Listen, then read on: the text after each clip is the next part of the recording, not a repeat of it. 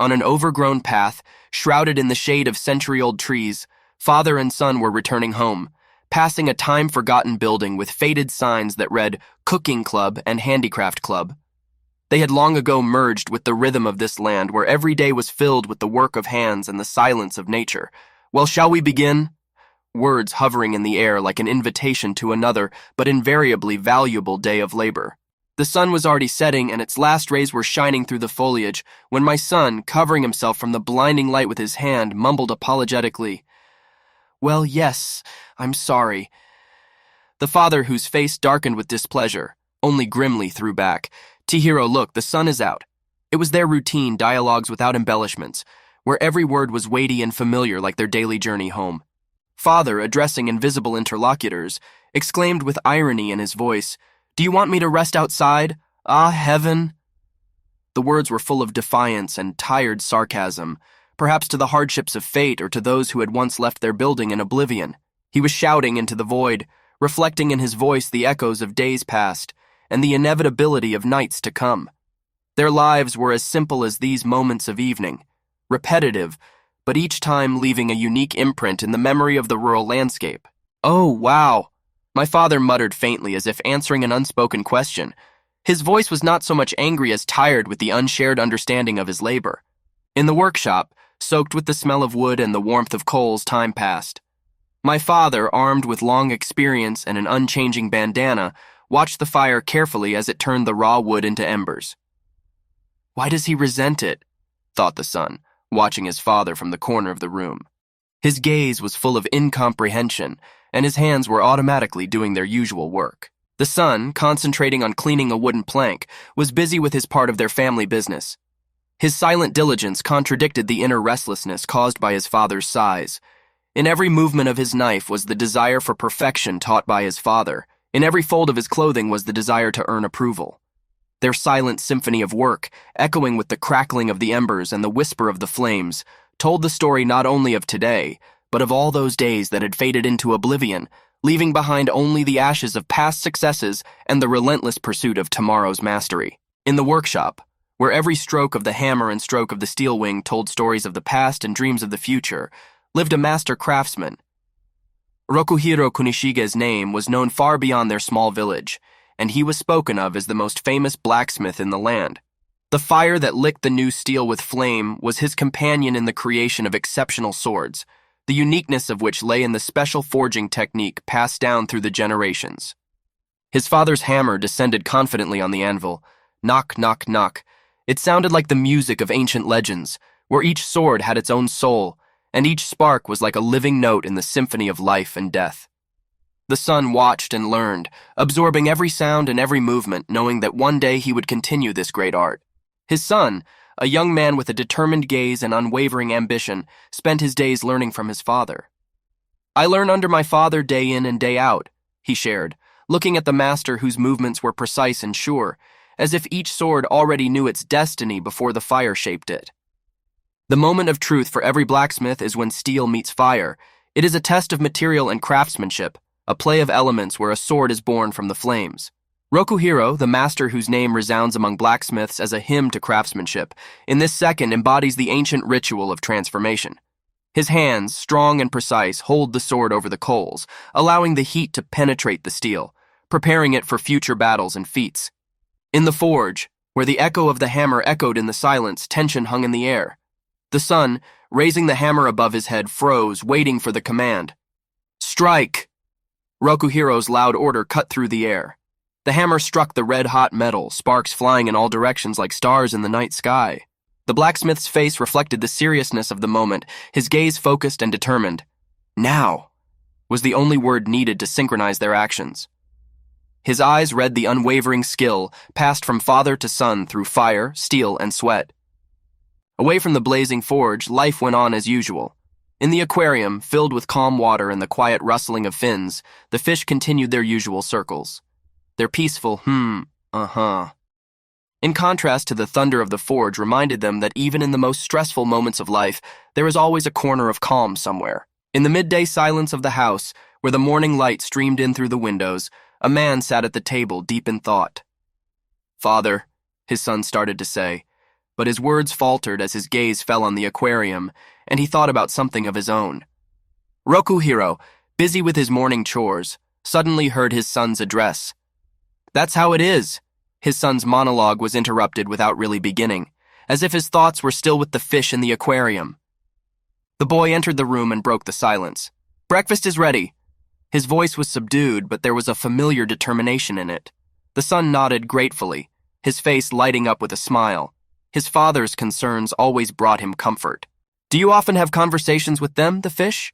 he asked his father, watching as his son once again became distracted, staring at the fish swimming in the aquarium.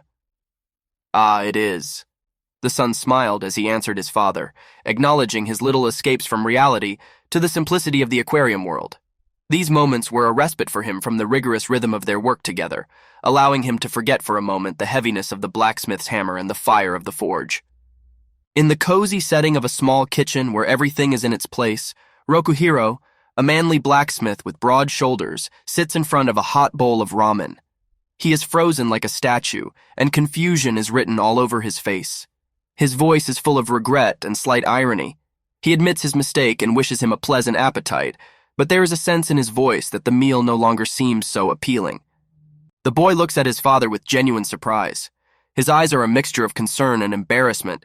He cannot understand how his father, so skillful with iron and fire, can be so clumsy with a spoon and chopsticks. The boy interjects puzzled, as if trying to solve a riddle as to whether the goldfish could have said something so unusual that it led to this outcome. Now they are both at the table, where the mood seems lighter and more conversational. The son looks away, his eyes full of thoughtfulness, and we can only guess at the depth of his thoughts. Rokuhiro continues to eat, but his attention is now focused on his son. The words he speaks reflect a father's pride and hope. His boy wants to study seriously. The weight and importance of the future challenges that lie ahead for the young mind can be felt in this statement. Rokuhiro's son, a boy with serious and grown-up eyes, looked at his father with mild bewilderment. He stood on the doorstep, leaning against the door jamb, his gaze full of quiet thoughtfulness. The atmosphere around them was imbued with the spirit of everyday life and simple pleasures, and the dialogue between father and son flowed softly and naturally, intertwined with the sounds of everyday life. Rokuhiro kept the conversation light, but there was more to his voice than just words. He was determined to support his son's dreams, no matter how they sounded in the humming silence of the kitchen. In the forge, the place where fire and metal intertwine in a dance of creation, there was the sharp sound of a hammer hitting an anvil. Sparks spattered around, illuminating the blacksmith's tired but determined face. "Bam!" echoed through the room, emphasizing the weight and precision of each blow. The blacksmith looked at the result of his work with strain in his eyes.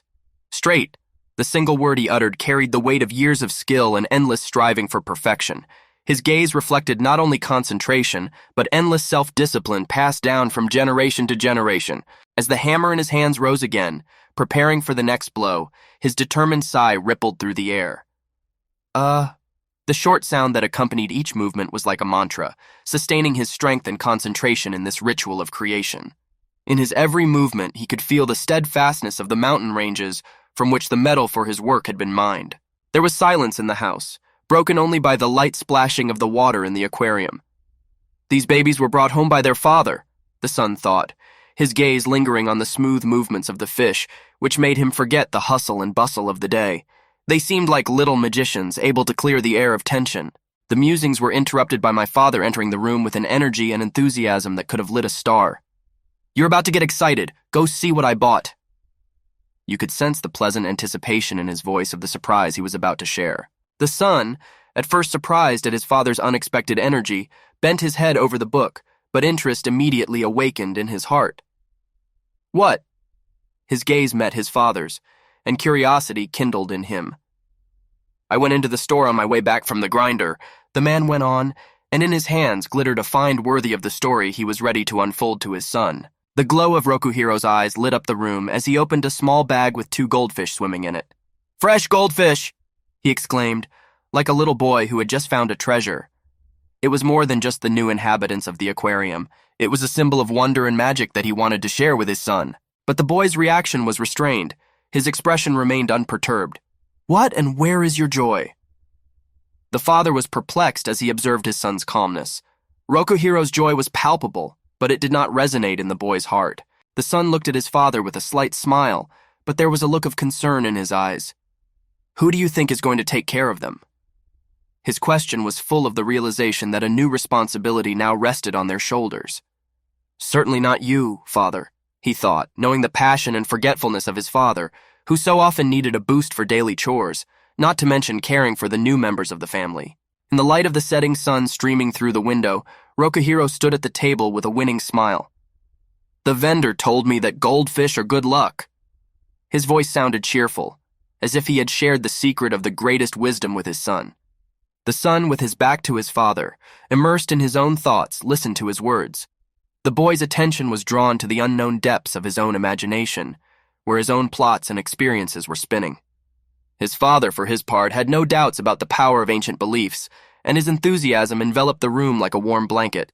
A man was showing his new pet, expressing his thoughts on the symbolism of their coloring. "Red brings good luck, black drives away trouble," he reasoned, and his gaze was full of confidence that each fish carried a special meaning. "And this three-colored one?" he asked, hinting that each color was capable of influencing their lives, bringing it special shades of happiness. The son, mildly amused by these folk notions, replied to him with a touch of sarcasm, "Does some cool stuff too." His words came out with ease, and there was a sense of love for his father in them, despite the ironic overtones. Then my father, entering the room with a bag in his hands, cheerfully declared, "If there are fresh goldfish in the house, they are lucky." His voice filled the space with optimism. "Why don't you stop saying fresh every time?" The boy no longer hid a smile, for his father's words were full of good humor and warmth. "Anyway, they're all good luck, that's why I took them," Rokuhiro concluded, and his steps were light as if he had just found the key to an inexhaustible source of joy.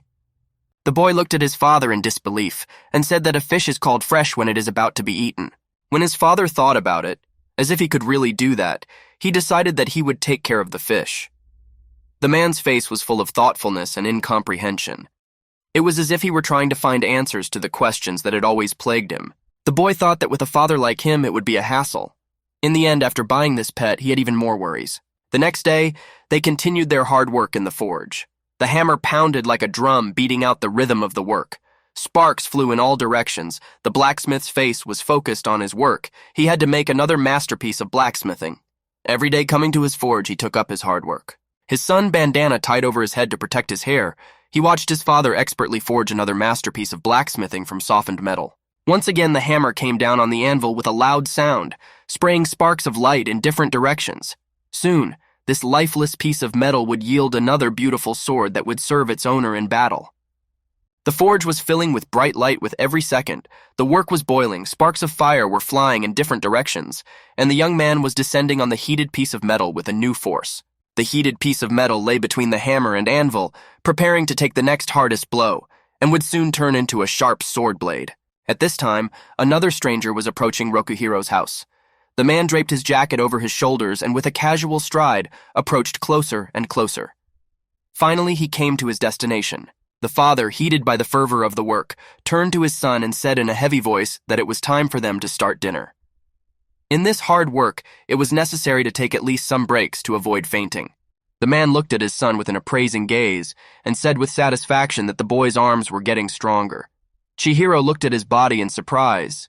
He couldn't believe that he was getting stronger and stronger every day. But then suddenly the father laughed and said that the boy was a long way from him. The man rolled up his sleeve and showed his huge muscles. The man had gotten incredibly fit over the years working in the forge. Suddenly the boy turned around and looked at the entrance to the forge, as if he saw something strange there. Another man stood in the doorway holding a bag of groceries in his hands. When the blacksmith heard this, he thanked him joyfully, and a radiant smile spread across his face. The man handed the bag of groceries into the hands of the boy and asked how he was doing. Leaving the smithy, in a disgruntled tone, the blacksmith said that the man would have warned him that he was coming. A friendly dialogue ensued between them. Rokuhiro asked the newcomer how things were going in the city, and he replied with a low expression that it was not peaceful. Rokuhiro nodded understandingly and lowered his gaze. The man's name was Siba-san. He was an old friend of my father's, and he often came to visit them, bringing food or just checking up on them. The fish in the tank were swimming in different directions, waiting for a treat. One of them swam closer to the water's edge to catch the food that someone's caring hand had started pouring into the tank. Shiba-san looked at the boy and said in a cheerful voice that he had grown a lot, The boy did not believe these words and asked the man if he was sure. Shiba, in a loud voice, said that the kid didn't get bigger than him after all. Let him apologize. Chihiro looked at him with a calm gaze. Soon, they sat down at the table and prepared to eat. The father of the main character was already in the kitchen, sitting at the table. Shiba asked the boy how his training quokka. After some thought, the boy replied that he was doing well. He was getting the hang of it. After thinking for a bit, the man sarcastically said that he thought the protagonist's father was the most suitable representative. Hearing this, the blacksmith grudgingly asked him to stop. Shiba smiled and told him not to be modest. The man's gaze grew serious as he began his story. Shiba said that Chihiro's father, 16 years ago during the war, was more famous than they, the ones who actually fought. He grinned and said that it would not be an exaggeration to say that the famous blades he had created had ended that long, bloody war. Throughout the story, the man squinted at the blacksmith and smiled good-naturedly. Suddenly, the man's voice became serious, and he told the boy to remember that his father had saved many people. He was a hero. Chihiro sat quietly across from him with his arms folded and listened to every word. He was well aware of his father's accomplishments. The boy lowered his gaze and said in a sad voice that he had heard that the number of those people was over 100. In the boy's voice, he could hear regret and even envy at his father's exploits. Smiling, Shiba said that he listened to these grateful speeches with joy in his heart every time. People say such things very often. Everyone remembers Rokuhiro's exploits very well. The man pointed his finger at the boy and squinted at him and asked, "Does he work hard every day? Just like his father?" There was no reproach in the man's voice, only a friendly sneer. All this time, the boy just sat there, looking at the man with a calm, serious gaze. Chihiro smiled and said that he had heard that too over 100 times. It was obvious that the guy was sick of hearing all this. At this time, my father was in the kitchen, and I could only hear their conversation in half an ear. The room was idyllic and the family cozy. The man wanted to say something else, but he suddenly stopped short. The boy looked questioningly at his father, who paid no attention to them but was busy with his own work. Shiba suddenly seemed to pull himself together and said in a loud voice that he was talking too much. It was time to finish. The man rose and with a quick step walked out of the house. At parting, he turned around and gave them a friendly wave. The father and his son stood in the doorway, watching him with serious eyes. From a distance, it was hard to tell them apart, except that the father was much larger than his son. Rokuhiro made a disgruntled face and crunched his neck. The son looked at his father and asked, "What's the matter?" The father continued to crunch his neck as if he didn't notice the question. After finishing his procedures, the man said that the boy would soon turn if he wants to become a real master of forging swords. He should know not only about the positive sides of this business. Still tilting his head to the side, the man thought, he searched for the words to properly begin the difficult conversation with his son. There was thoughtfulness in the man's eyes. Chihiro looked at his father with his usual gaze.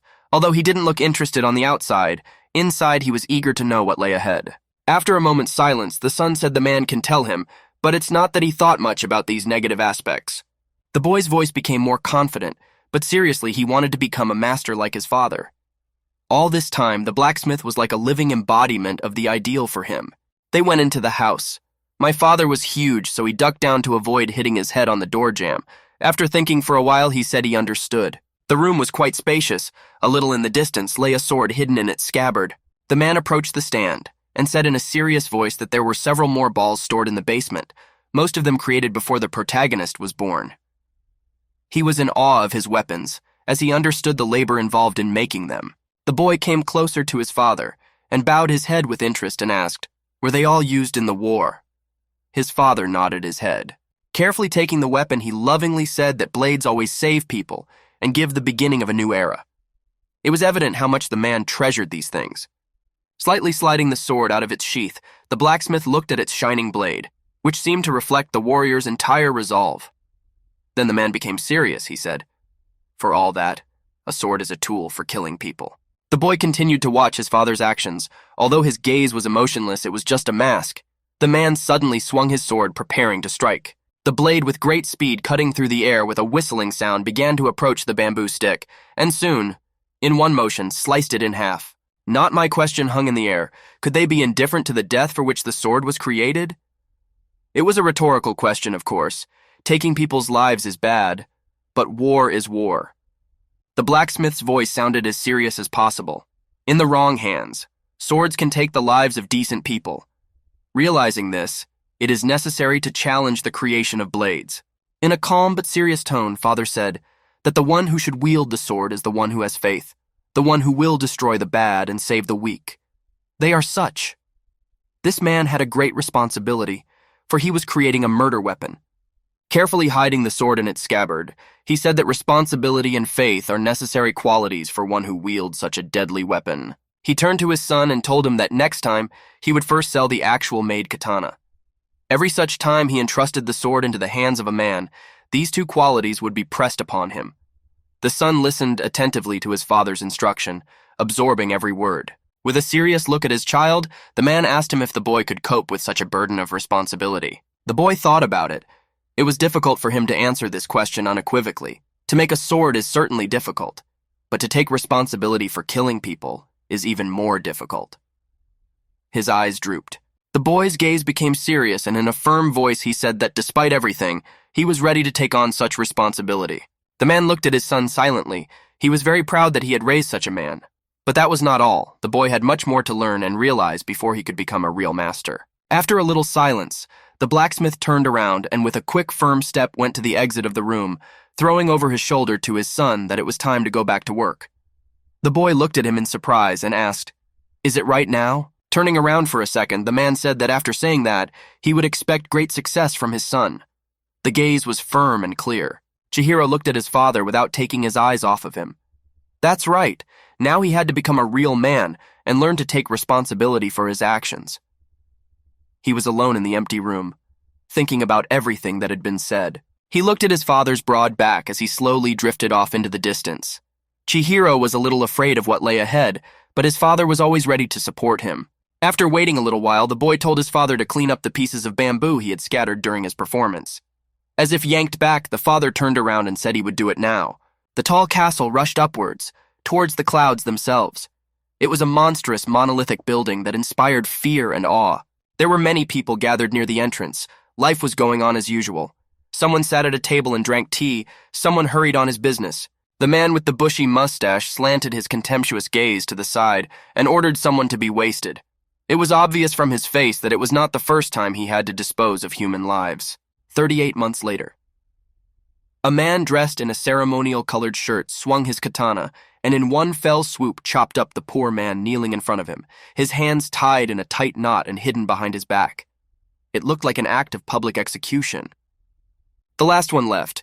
The executioner did not even remove a drop of blood from his sword and said contemptuously that he would give him an easy death. The last survivor bowed his head and humbly awaited his fate. The man clutched the piece of paper with his huge hand. In a loud voice, he said that they were bullying them.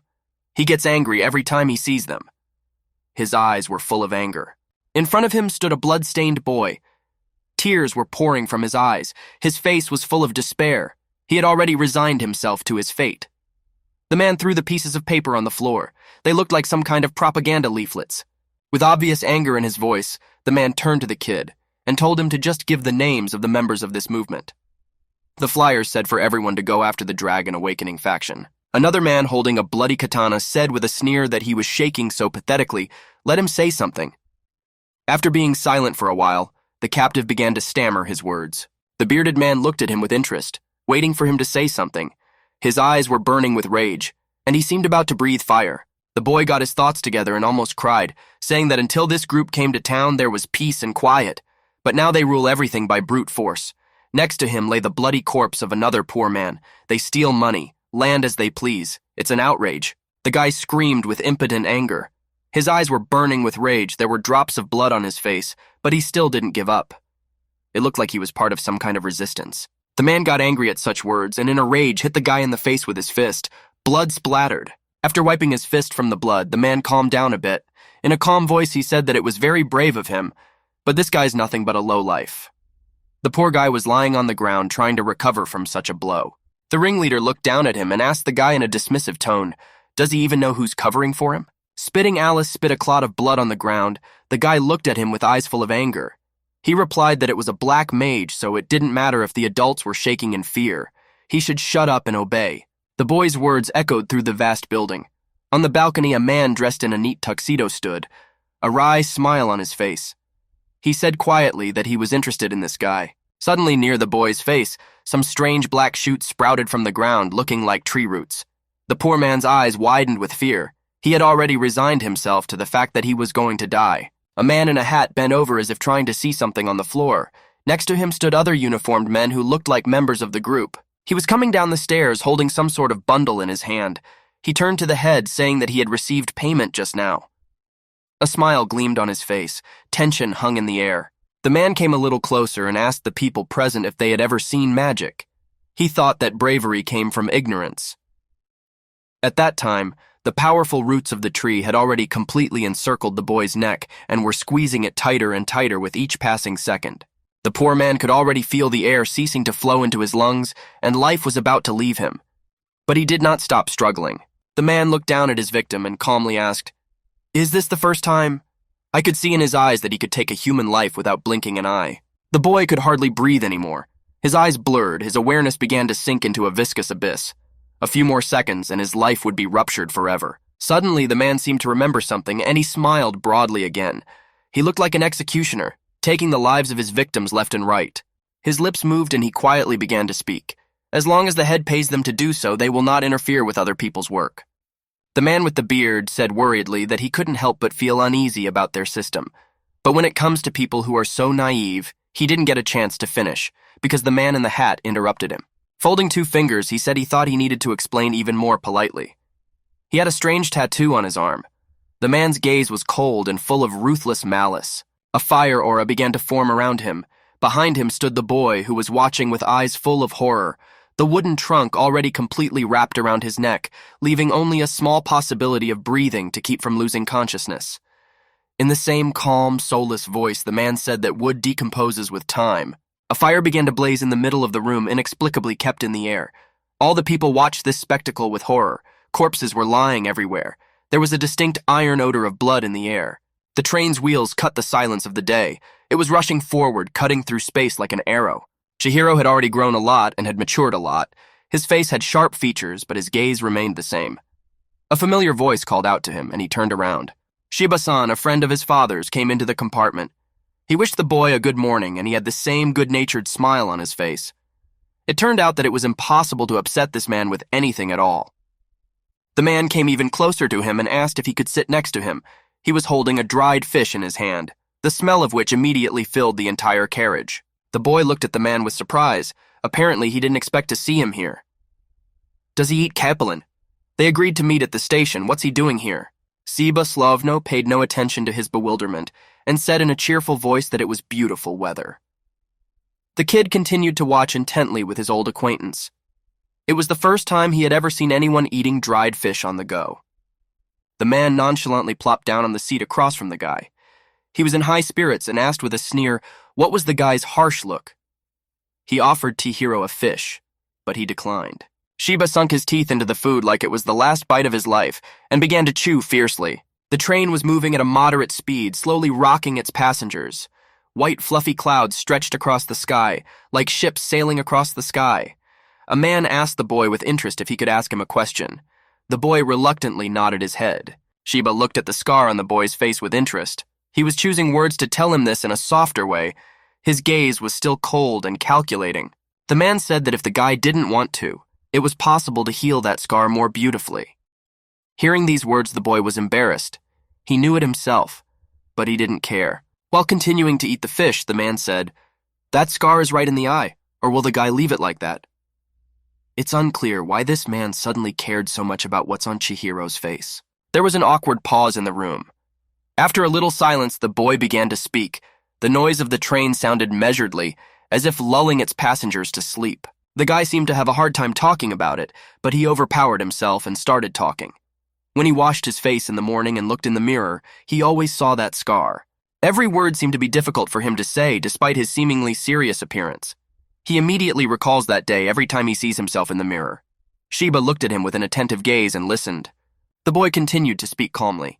Thanks to him, he starts his day with a new dose of hatred. His voice sounded calm, but it was obvious that he was trying to hold back the anger that was gripping him. The man looked at him carefully, and as if in a cautionary tone said that if he continued to do so, he would surely break down. Lowering his eyes, the boy asked in an indifferent tone, "Should he stop doing that?" He didn't seem to know what he wanted out of his life, so emotionless and cold was his voice. The man sighed heavily and took another bite from his fried fish. Outside the window, the cityscapes were passing by, blurring and turning into one continuous line. Soon the train arrived at its destination. Its wheels creaked, and it stopped at another station. People began to come out of it in droves, and anxious, happy, and sad voices began to spread throughout the station. The huge locomotive emitted a blue vapor that filled almost the entire space of the station. There were a lot of people going about their business, and they didn't even seem to be paying attention to each other. The city lived its own life. Loud voices, the hum of cars, and birdsong blended into a cacophony. After a little thought, the man said that this city was run by the Dragon Awakening faction. Looking at him with a look of incomprehension, the boy asked, "Are these bandits somehow connected to them? Is he sure?" The man replied firmly that yes, he was sure. After a little thought, he said that he hadn't personally checked, but that was the only lead he'd managed to get. In a sad voice, the boy replied that he understood. Well, they had to move on. Chihiro said in a serious tone that they needed to assess the situation. If they would make contact, they could offer them a deal. The boys walked into the crowd of people and were immediately immersed in a multitude of voices. Shiba said it wouldn't work. Soon they came to a square where something terrible was happening. There were 4 hangmen hanging there. The one who had done it must have no principles in life. A few people were protesting, pointing their fingers at the scene of the horrible massacre. It was to be expected. The 4 poor men hanging on the ropes were members of the Purification faction. The man looked at them with a serious look. The Purification movement became a warning to others. Those who rule this city will not let anyone get in their way. Chihiro looked at this horrible sight with a blank stare and seemed to not even pay attention to the fact that the man was addressing him. There was nothing but emptiness and hatred in his eyes. He was burning with the desire to take revenge on those freaks who allow themselves such inhumane acts. They're a group of real scum who'd sell their own mother. The kid gripped his katana tighter, clutching its hilt hard with his hand. He barely digested the urge right now to rush in and cut down these scum of society so they wouldn't poison the lives of other ordinary citizens. There were already a lot of people around. Some were angry, some women were crying bitter tears as they watched this horrifying sight. The boy said with certainty that they would take over the apartment of this group, if only the man would lead him to the right place. Near a large building, several men in dress uniforms were sitting at a table. They were talking amongst themselves and joking around. Their light-heartedness was very infectious. A few people were sitting at a table and jokingly talking among themselves. They were saying that they were the busiest people in town. Another kid with white hair came up to them and said reproachfully that they were just sitting on their asses, that things would be easier if the swordsman helped them. One of the men sitting at the table smiled broadly and said that if some idiot who forgot where he belonged came in here, he'd slaughter him right away. The guy with white hair sighed and said that all the people sit peacefully and let themselves be ruled like cattle. Will the danger actually appear? He didn't have time to say anything as a knife swept past him with great speed, slicing through his carotid artery, splattering everyone around him with blood. After that, it stabbed against the wall, not far from his companion's face. They didn't even have time to react. For a few seconds, they still didn't understand what had happened, but blood was already gushing from the poor man's neck. Several people turned to the direction where the knife had come from. If they didn't understand the situation, they looked that way. The boy who had been the victim tilted his head to the side, blood gushing out of his neck in quick spurts and dripping onto the snow-white tablecloth and his dress shirt. He didn't even realize who had killed him, but his fate was already sealed. Shiba-san stood a little in the distance and said with an ironic smile that he was very embarrassed. His hand had just slipped. The poor guy he had just stabbed with one blow was already sprawled on the table, bleeding. The people sitting at the table didn't even realize the horror of what was happening, as Chihiro jumped onto the table and grabbed the head of one of the people present with his hand. One of the men sat in a stupor, unable to do anything. He was trying to understand who had dared to attack them so brazenly in broad daylight. Fear glittered in his eyes. Chihiro slipped his katana to the neck of one of the men, ironically apologizing for interrupting their conversation so unceremoniously. The man gritted his teeth, still trying to figure out who it was. The men realized that they had been so boldly attacked only when the body of the first murdered man fell with a clatter onto the table, splattering the others with his blood. The kid turned around in one swift movement, standing on the table, and in one fell swoop slashed the necks of 3 other people. Blood started pouring out. They didn't even realize it. The bearded man squinted and said he understood and thanked the executioner for his work. Talking to this man made him uncomfortable, but there was no way out. Turning to his victim, the man said his silence would lead to nothing good, so he was dragging his family into it. The poor man gritted his teeth, blood streaming down his face, but he couldn't wipe it off because his hands were tied. Through gritted teeth, the kid muttered that he had no family. The man leaned in and said he was sorry, but the information had just come in. He fell silent for a rhetorical pause. Just got a tip about the kid's little sister. The man moved even closer to the poor man's face, so close that he could already hear his stinking breath. He handed the leaf to his subordinate, and in an orderly tone told him to go to the address written here. Hearing this, the poor man lost the power of speech, and his breath came in spurts and his eyes widened to the utmost. The subordinates gathered and began to leave the room with a quick step. The man turned to his victim and said in a snide tone that he must hate himself for not being able to hide it. The poor guy didn't listen to him. A deafening scream came out of his mouth as he tried his best to stop these people. The bleeding guy shouted that he understood everything. He would tell everything he knew. One of the subordinates opened the door wide, ready to go out and execute the deadly order, but suddenly something changed. Something happened that none of them expected. One of the bastard's bodies was immediately cut open by the katana, blood gushing out of the wide wound before they could even realize it, as one of them fell to the ground, saying goodbye to his life. In front of them stood a guy in a black jacket. All present immediately grabbed their katanas. His movements were as fast and precise as lightning, and no one could have predicted them. Blood was pouring out in rivers, and screams were heard everywhere, turning into a gurgling sound. The poor lad, who had just been tortured to death, looked with horror at his mysterious savior, who now caused him even greater terror. The figure of the protagonist from this angle looked simply horrifying. His look was all but lifeless. He stood covered in drops of blood and severed limbs. Now, he looked like some kind of ghost that had appeared to carry out a bloody revenge. The man with the beard turned around. His eyes became frightened. He shouted, "Who are they? What are they doing here?" A fleeting hope flashed across the boy's face. Is he going to be rescued now? Chihiro stood in the doorway and looked into the back of the building. Shiba-san was sitting on the corpses of dead people behind him. There was blood everywhere, and the bodies of the guards who were supposed to protect this place, but they lacked professionalism. Upon hearing the man's question about what the guards do, Shiba, parodying the voice of one of the guards, said that they shirk their duties. Sitting on the half-dead body of one of the guards, the man said that he was the father of the boy who was only Rokuhira Kunishige. Then he asked if he had heard of him. The man couldn't say anything but clenched his teeth and looked up. Shiba continued his story. He said that this man and only he possessed special processing techniques. It was a master loner. Behind the back of their leader, more assassins had already appeared, like chain dogs ready to fulfill any order. The man asked in a stern voice what they wanted. The protagonists were now outnumbered, but it turned out they didn't care at all. Standing in the doorway, the kid looked like a real butcher from bloody urban legends. In a quiet voice, he said that all he wanted to do was ask something, and he also had something to tell them. His face was transformed and contorted with rage. He was almost all stained with the blood of his enemies. The boy's voice became fierce, almost shouting. He said that such scoundrels as these had no right to hold a sword. At such words, the bearded man became furious. He ordered his servants to immediately deal with these scoundrels who dared to invade their domain. He ordered them to finish off the intruders immediately. The men rushed towards the guy with their katanas out, preparing to chop him at the same moment. Their leader ordered them to be killed on the spot and then hanged. But these words had no effect on the boy, and he only gripped the hilt of his katana tighter. His face was calm and centered. He wasn't afraid of such petty criminals as these people were. His goal was much higher. Rokuhira Kunishige etched black magic into the blade. Shiba silently watched from the sidelines. The protagonist's father created a magic sword with special powers. Chihiro stood in the doorway, ready to finish off those bastards here and now. A short sigh escaped from the guy's mouth. He gathered all the energy in his body and channeled it into the sword. At the same time, his weapon became a part of his hand. With a metallic sound, the sword began to emerge from its sheath.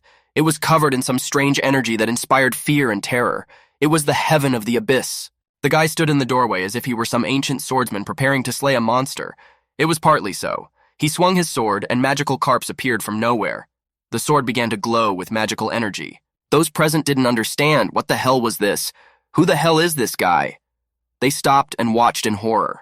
Shiba-san watched from the sidelines and thought, this kid has a blade that his father made last. He put his whole life into it. Chihiro looked at his victims like a hunter who had found his long-awaited prey. A vortex of magical energy began to swirl around him, infusing the sword with each passing second. His opponents were already running at him with all their legs, swinging their katanas. They didn't realize yet what kind of power they would have to face. The air was filled not only with sparks from the clash of swords, but also with the heavy weight of unspoken words lurking in the depths of their gazes. It was a battle not for life, but for honor, in which every blow echoed through the ruined walls. My heart beats in time with the echo of footsteps and the clash of swords. The invisible storm gathers its forces, overwhelmed and tense. In every look, one can read the foreboding of impending chaos. Suddenly there are shouts, and a whirlwind of black cloaks bursts into the crowd, bringing destruction. Swords plow through the air, shimmering in the light of the setting sun. Chihiro, standing out among the others, stares piercingly at his opponent, ready for a decisive attack. With every movement he makes, anxious sparks of anticipation fly. The crowd retreats, leaving room for a duel. Fates intertwine in a dance of edge and force, where every sword stroke is filled with determination and every slope is a whisper of death. Hearts freeze in anticipation of the outcome, knowing only the shadows that dance on the walls in the crooked mirror of this war. As the shadows grow longer and faces fill with gloom, the pulse quickens. Anticipation hangs in the air and a spark flares in this tension. Resistance is born where there seems to be no hope. Faces are frozen in a mask of horror as a hero emerges from the darkness, ready to defy fate. His hand grips the hilt of his sword. His eyes sparkle with fearlessness. "Niskiki!" His cry cuts through the air, the echo of his will spreading faster than the wind that drives the clouds. And while the storm rages on Earth, life goes on unperturbed elsewhere. Birds perched on wires become mute witnesses to human passions, unaware of the battles raging beneath them. They lead their melodies, ignoring the noise of swords and shouts, reminding us that even in chaos there is room for calm. In a world where every day is a struggle, moments of respite are worth their weight in gold. Shiba-san throws his head back as he swallows a bite of fried fish, a small victory over fatigue, over pain. He closes his eyes for a split second, and in that silence inside he finds a tiny island of peace. But his tranquility is deceptive. Opening his eyelids, he sees only destruction before him. The glazed eyes of war victims stare at him, waiting for answers. He steps through the silence, through the door that separates him from what is left behind. "Tell me everything you know about Hisyaku," the words born of despair and hope, echoed off the ruins. "Hisyaku? What do you mean?" The words spill out through the tension, his gaze sliding over faces, searching for the answer he already knows but can't accept. Secrets lurk in every shadow, and every whisper could be a thunderclap that brings everything around him down. The figure of Chihiro appears before him, clad in a dark cloak, reflecting the essence of what the world calls the Black Magicians Organization. They are a web enveloping the city, invisible and pervasive. "Those behind you," he says, as if it were a simple statement, but each word weighs like a sentence. And here he is, standing before his judge, in the person of the one who accuses him, who passes judgment. "You pretend you had nothing to do with it, but it doesn't matter. Your subordinates have already thrown you in hell. Fate has already decided their share, and it is inexorable. In this game, every move can be the last, and every word can be the beginning of the end." After facing the inevitable, the hallway is silent, broken only by heavy footsteps. The smell of pain lingers in the air. "Are you okay?" A calm voice cuts through the silence, addressed to a wounded comrade sitting on the floor, tired from the struggle. There was no response, only a groan of stubbornness and rejection of reality from someone struggling to keep himself on his feet. "Monsters! Hisyaku! Those people!" His words intertwined with fear and the realization that they were facing something unimaginable. "If you are plotting to go against them, you are out of your mind." The exclamation is more than a warning. It is a plea to stay out of the coming storm. But the eyes of the one who stands before him tell a different story. They are determined to face that storm head-on, even if it takes his last breath. "Do I look like a sane person? I don't care what kind of monsters they are." Chihiro's words pierce the air with as much determination as his gaze. He's not looking for approval. He's not waiting for understanding. His soul has already chosen a path, and now there is no room for doubt. "Kill them all. I must—" These words are not a request, not a question.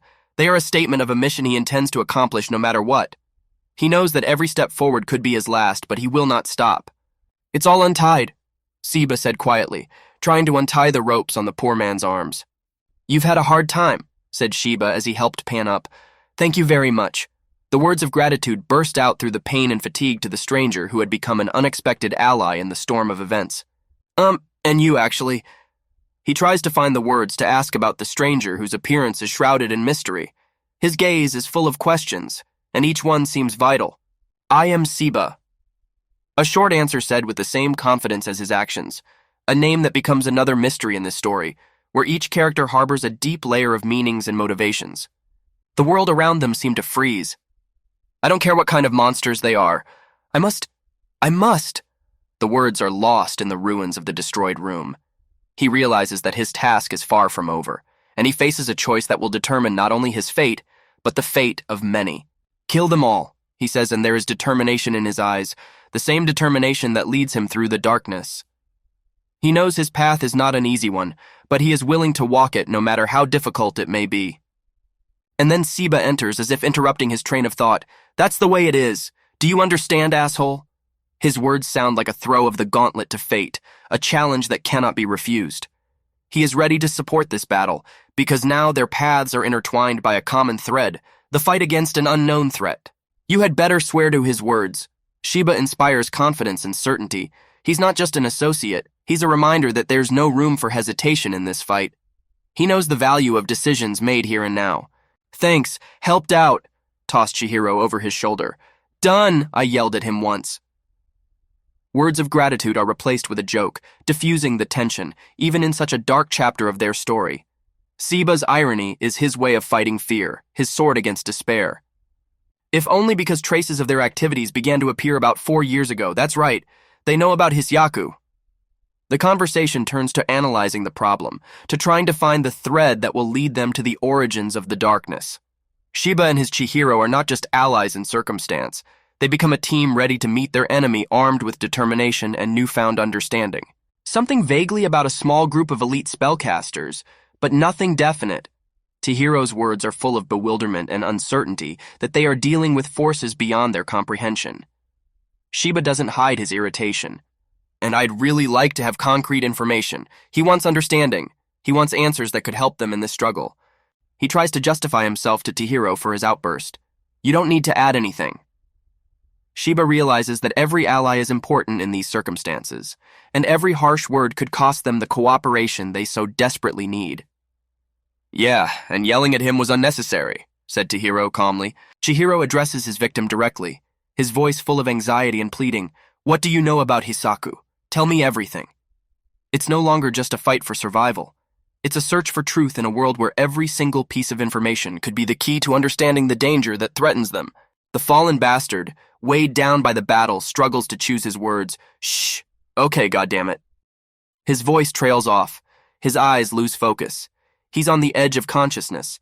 But even in this state, he tries to convey an important message. These people, he begins, but his words are cut short. Chihiro, sensing the importance of the moment, urges him to continue, but the man is no longer able to say more. Chihiro, realizing the seriousness of the situation, addresses the bastard even though he's disgusted. Hello? But the man is still not breathing. Seba, realizing the need for action, proposes a plan. Brother, let's go get some air, shall we? He offers a rest, a chance to catch his breath and gather his thoughts to face the challenges ahead with renewed vigor. The man's eyes rolled back and he wheezed in pain, losing consciousness. The kid tried to shout to him, but it was already futile. The last drops of life were leaving the man's body. His eye began to roll strangely inward. The kid who had just been released from captivity was watching everything that was going on with interest and some fear. The protagonist ordered the bastard to immediately tell everything he knows. Suddenly, the man's face began to deform in a strange way, the skin on it stretching as if something was moving underneath it like huge worms. Chihiro looked at the poor man in horror. He was screaming in pain, and it looked like he couldn't see anything. Shiba-san stood with his back turned to everything, not noticing anything. Suddenly, he heard the cracking of wood and the screams of his comrades. Behind his back, a real drama was unfolding, as huge snakes, tree roots were ripping out of the man's body. They grabbed people and threw them in different directions. The roots were like giant snakes which, smelling their prey, began to pounce on everyone indiscriminately. The poor fellow watched the huge roots of the tree coming towards him and was resigned to the fact that he was about to be torn to pieces. His lips only managed to whisper one phrase, "We." Suddenly, Shiba-san grabbed him by the scruff of the neck, and as if complimenting his phrase, he said, "They won't die," as if he had come to his senses and realized the horror of the situation. He tossed the poor man aside with such force that he flopped to the floor and rolled upside down on his ass. The man apologized for being so rude, but that wasn't what he had to think about right now. Lying in such a strange pose, he noticed that he was already in the street. The man asked if the guy was hurt by any chance. He was still trying to regain consciousness. Soon they were on the street. The danger had passed them by, but for how long? The guy thanked the man for saving them and a little hesitantly asked who he was. In a cheerful voice, the man said, "Great," the guy was confused. Shiba turned to look at him and muttered to himself that this guy was still green. At this time, the poor man was trying to hold back his gagging as he struggled to comprehend what he had seen. Even though all the wizards lived in the city, but it was possible to meet someone like this in the countryside? Suddenly, the man remembered his partner, who at the time was furiously battling the distraught tree roots. Chihiro was standing in the house, shrouded in tree roots and chopping them with his sword. His face was still covered in blood, and his eyes were staring into the void. A man remembered him and ran into the house screaming. The guy said it was pretty damn dangerous. After a moment's hesitation, he asked what happened to the guy they'd just rescued. The man said he was alive and well, just a little groggy. He was still thanking the kid for the miraculous rescue. It was clear from the protagonist's face that he was upset. Only he had the opportunity to learn even more about the Hisayaku. The man said that a spell had been cast on this man. That's very considerate. But judging by the scale of the tragedy, it was done by a very capable enchanter. He gritted his teeth in anger, and once again a small opportunity to learn a little about his main goal eludes him. At this time, the man's face was already completely deformed by the huge infernal roots. It bore little resemblance to a human face. The skin was stretched, and one eye was out of its orbit. All that reminded him that this creature had ever been human was his mouth. The room was already almost completely braided with huge roots that seemed to breathe. The man said he was planning to look into Tokyo. Chihiro said he would go with him. Suddenly, the kid stumbled, and Shiba grabbed him by the scruff of the neck to keep him from falling. This kid is pretty exhausted today. He can barely stand on his feet. The man looked at his companion with a concerned look. Despite the past 3 years, this kid has no combat experience at all, although he is still far from wielding a magic sword, but this guy is already capable of handling such problems completely on his own. A small turret stood in the grass, and a bright yellowish light radiated from it. Rokuhiro's workshop and home was protected from the outside world by a barrier that prevented evil forces from sneaking in. And if something wrong happened inside him, Shiba would be able to know about it thanks to this barrier. The man shrieked as if he'd seen his own death. His eyes changed in an instant to a look of genuine horror. He stood in front of a completely destroyed house, the ruins of which revealed 2 silhouettes that were vaguely familiar to the man, and that thought pierced his heart like a sword. The bloody body of a man was lying on the ground. It was already hard to tell who it was. A vague guess pierced Shiba's brain from this. It was as if he had a chill inside. For a few more seconds, he stood there, staring dumbfounded at the horrible picture, unable to move even a part of his body. Sitting over the bloody corpse of his father was Chihiro. The guy was still unemotional. He was completely covered in blood. Despite the horror of the situation, the guy remained calm. Shiba finally came to his senses and rushed to the boy's aid. He didn't seem to be paying any attention to him. It wasn't until the man came close that he turned his weary gaze on him. The man questioned the boy. "Is he all right?" There were a million thoughts going through his head. A man ran up to them and started asking the guy, "What did she have going on here?" The boy kept his hand on his dead father's chest, holding his sword to it. Inside him, it was like something had broken, something very important. In a calm voice, the guy answered that it was the 3 spellcasters. His gaze was directed into the void, expressing nothing. Today, the man inside him had died. Several people stood in front of the blacksmith's bloody body, holding their weapons. They surrounded the man, who was already badly wounded, and could not resist them fully. Suddenly, they appeared out of the darkness like ghosts. The little boy lay in the ruins of his own house, unable to move a finger.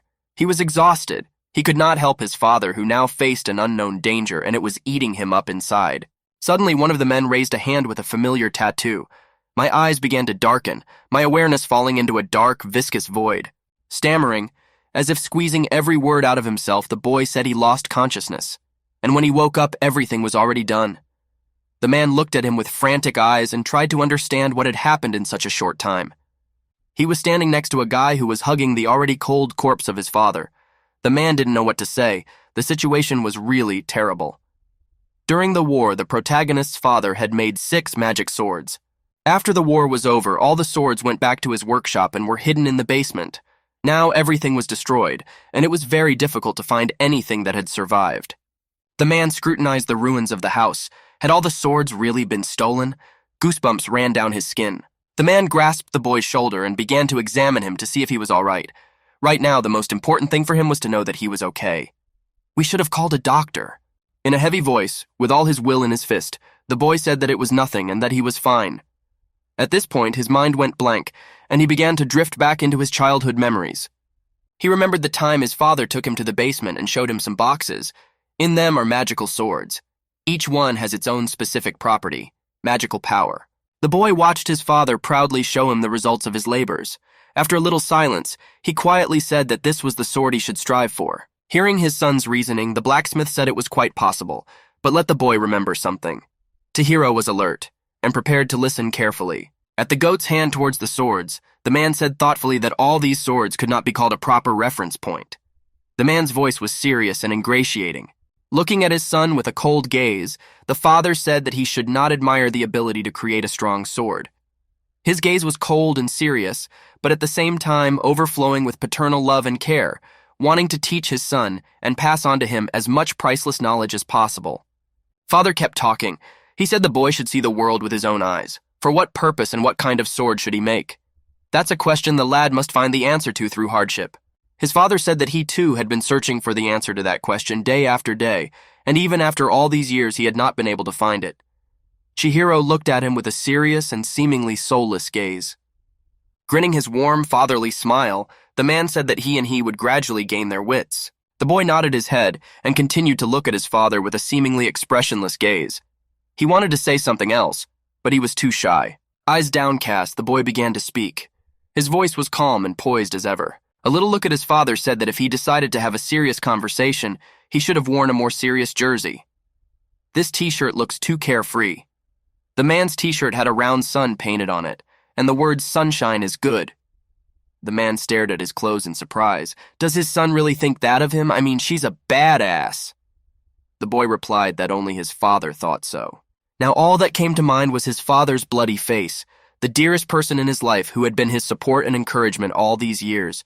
Now he was all alone. Drops of already cold blood froze on the man's face, forming a crust. The guy still couldn't take it.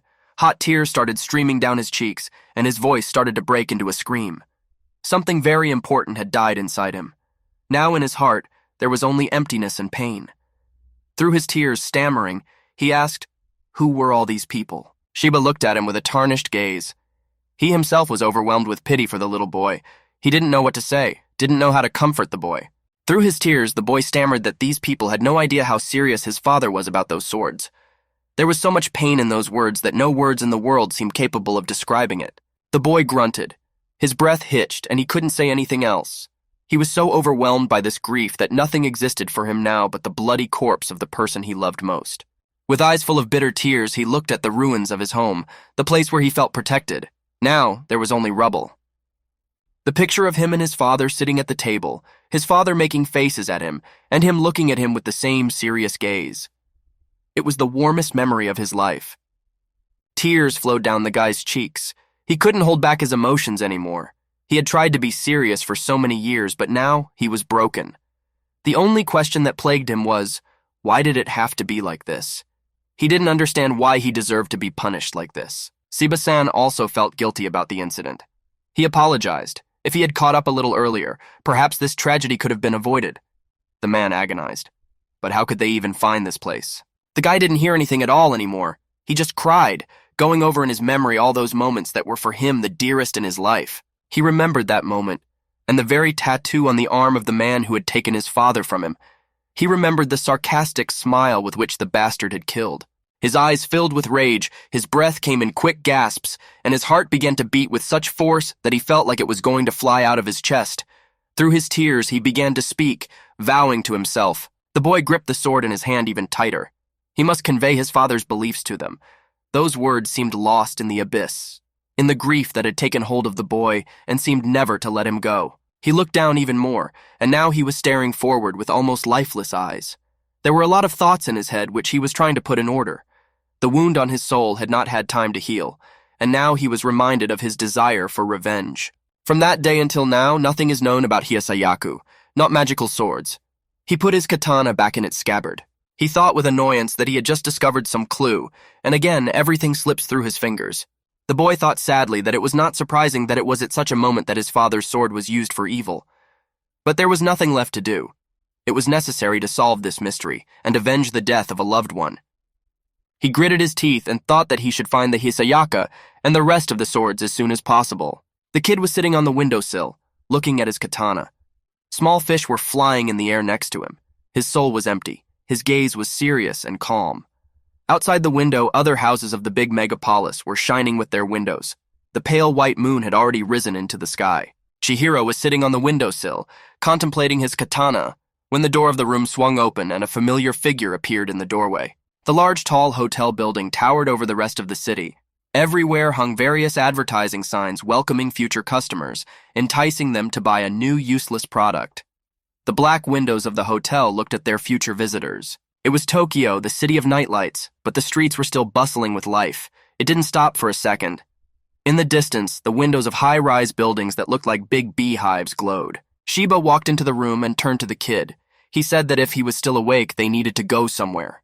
Chihiro turned to him and asked what was wrong. With a serious look at the boy, the man said that they were in Tokyo at the most opportune moments. Finally, the man paused rhetorically, waiting for the right moment. The guy kept looking at his katana, the blade of the sword reflecting his face, full of determination and cold calculation. Beside him, fish swirled in the air. Finally, they were on the trail of the one who had seen the magic swords. This path would lead them to their father's enemies. The sword slid into its scabbard with a clap. An atmosphere of tension hung around. They must move out. There was no time to delay. As we all know, Japanese society is held together by swords. At the same time, allowing the possession of balls for self-defense contributes to the deterioration of public order. A respectable car stopped outside the hotel, from which several men in expensive suits got out. However, both Yakuza and important people from the cool business. There was a girl standing by the lockers talking excitedly. She was wearing a school uniform and a short skirt. The girl continued. She said that all these ranks of society desire a more effective means of self-defense, and here comes their hour. The girl's eyes lit up with anticipation. Many magicians from all over Japan gathered in one place. In Tokyo, there are over 1,000. This is where most of the magicians are located. The girl was standing by a news sign. Bringing the two sides together was her job, too. It was obvious that it wasn't the first time the girl had interacted with the most dangerous ranks of society. She looked at the sign that said in big letters, "Need information about the Hisayaki. There's a flame sign on her hand." It was a request from one of the regular customers. 3 years ago. Shiba looked at the girl and asked in a friendly way how was life. The girl's name was Hinao. In a cheerful tone, she replied that everything was fine. The girl noticed that the man had been gone a long time. What was he doing? He said that a lot had happened in the meantime. It was obvious that he wanted to share his worries. Smiling, the girl asked, "What are his plans now?" "There are quite a few lucrative jobs. He can work as a bodyguard for the Seiko company director, bodyguard to the chairman's daughter, mansion guard." The man interrupted her and said he wasn't looking for a job right now. The girl looked at him in surprise. After hesitating a bit, he asked the girl if she knew Rokuhiro Kunishiga. Hearing that, Kuno made a serious look. "Of course she knows everything. Who does he think she is?" The man continued his question. "And does she know that he was killed too?" His voice was still calm. They stood behind the bar, the man sitting on a small stool. The girl replied that she knew everything perfectly well. When she found out about it, she was so surprised. People say that the magical swords were stolen by some group and all that. There was interest in her voice. Suddenly she interrupted and with confusion asked, "What's the matter exactly? Why does he ask?" Shiba leaned on the table and began to speak. That's when she learned that this man was related to Kokuhiro Kunishiga himself. The news had changed her attitude toward the man. The guy's gaze was cold and serious. He looked through the man. His gaze hadn't changed in the slightest, only the desire for revenge. Hinao rested her head on the table. She was terribly bored. As usual, the only people who came to see her were the Yakuza and the powerful enchanters. She lay on the bar and tried to kill time somehow, to finish her work day as soon as possible. Suddenly the reception bell rang. The girl had already greeted the new visitor, but she stopped half-heartedly. The doors opened and a small child was shown on the threshold. What was he doing here? Children were a rarity in a place like this. The city was lively. The nightlife was going on. Cars were whizzing back and forth. People were busy doing their own things. Huge posters and signs hung everywhere with colorful actors. The light of street lamps and car headlights illuminated the streets. In the stream of people, one couldn't even see their faces. Each of them no longer represented a separate individual, a boundless stream. This city, if you compromise even for a moment, it will be impossible to rise. The protagonists opened the creaky door and stepped inside. Shiba greeted the owners of the place with a loud cheer. Chihiro shivered, embarrassed for his companion. Hinao, standing behind the bar, ordered them to stop yelling. The two immediately fell silent. The sweet smell of spices wafted through the air. The atmosphere hadn't changed a bit since the men first came here. Turning to the newcomers, the girl said irritably that she was sick of these loudmouthed men. Her face showed that she was not in the best of spirits. When she saw Chihiro, she waved at him. Had he decided to drop in on her today too? The girl could tell that she was happy to see them. Chihiro greeted her discreetly. She continued to demoniacally cheer. Apparently, she didn't get many good visitors. She said, "This is really cool." The guy wondered, "Is that cool?" The girl walked closer to them. "Well, yeah, he comes here a lot." After a slight hesitation, the guy thanked her for telling him right away. His gaze softened a bit, so she's saying someone saw a magic sword? The girl nodded her head. It had been after all, and she was vacationing at their place now. On numerous shelves were frog figurines, cacti, and other things that were meant to create a homey coziness. Soon they came to the bedroom, where a little girl was lying on the couch, sleeping sweetly. She didn't even notice those who entered her room. The boys looked at her in surprise. That's some little girl. Chihiro glanced at his friend in surprise and asked, "Is this girl an eyewitness?" His eyes and voice were filled with disbelief. She shrugged her shoulders, and in her cheeky way replied that that was just the way it was. She came in and went straight to bed. Hinao stood behind the bar while the little girl who had just arrived at the cafe unceremoniously shouted her greetings as if someone was waiting for her. The girl, almost syllable by syllable, said that she had come because she had heard that you could hire a warlock here, as she spoke loudly, as befitted a young child. Remembering this, Hinao laughed. She squinted at her little visitor and, leaning on the counter, asked in a snide tone, "And what's her order?" Her voice was mocking. In contrast, the look of the little visitor was incredibly serious. She clenched her fists, and with all possible seriousness said that she needed protection. She was being pursued by a bad man. I could tell from the little one's face that she wasn't kidding, even though it looked pretty comical from the outside. Kneeling down in front of her, the hostess asked the young lady, "How much money does she have?" After all, the services here are not free. The little girl replied with the same seriousness that she didn't have a dime. Hinao shook her head pretentiously. The little girl repeated all the actions after her as if mimicking her. From the outside, it looked like a little sister mimicking an older sister. Hinao smiled. She realized that this little girl and couldn't have money. After thinking for a while, the girl asked what kind of scoundrels were after her. After thinking for a bit, the little mysterious girl whispered. She tried to make her tone as mysterious as possible. Putting her index finger up, she said that this person had the strongest sword in the world. At this moment, Hinao thought that this little girl had definitely seen a magic sword. The guys stood beside her and silently thought, "Well, it's time to get to the bottom of all this. It's a strange story. Until they know the details, it's hard to say anything concrete." The girl looked at them in surprise. What are these two talking about? Shiba sighed, out of a sarcastic tone. He said that he thought it was probably just a childish story. The strongest sword in the world. He chuckled at even the thought of it. Hinao was offended by this attitude. She was trying to help him, and he was acting like a real bastard. In fact, you shouldn't have trusted the words of such a petty girl from the beginning. Hinao puffed up even more. But they were the ones who asked to be informed in every little detail. There was resentment in the girl's voice. At this time, the little girl who was lying next to him whispered one word through her sleep. "Hippo." Chihiro glanced at her in surprise. "A hippo? What kind of nonsense is that?" At this time, the little girl would keep mumbling in her sleep something about cell division. Is she talking in her sleep? I wonder what she's dreaming about. Does this child really know about cell division? But then the little girl woke up with a loud scream. Her face looked mad, as if she had just had a nightmare. The girl got up and began to look with interest at those who had come and disturbed her sleep. There was a look of incomprehension and a touch of fear in her eyes. After thinking for a bit, the girl enthusiastically began to ask, "Who are they? Are they enchanters? Would they protect her?" The man put his hand out in front of her and told her to be a little quieter. Before, they needed to clear up a few things.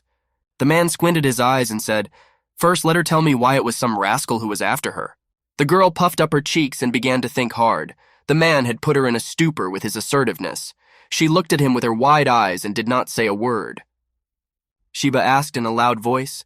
Couldn't she think of anything? Quickly, she was splitting up. She should have been better prepared.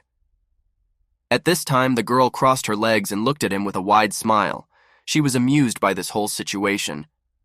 And in fact, this is no place for her to play, so let her go home now. When she heard that phrase, she shook her head negatively. The man asked her in surprise, did she not remember the way home? After a little silence, she sadly replied that she had no home. In a stern voice, Siba-san asked, "What about Dad and Mom?" The girl's look was clear. Her eyes were wet, and she was about to pay for it. Well, now at least it's clear that this girl is an orphan. Shiba sighed and looked over at the boy. After a moment's thought, he asked his companion if he could take this girl to an orphanage.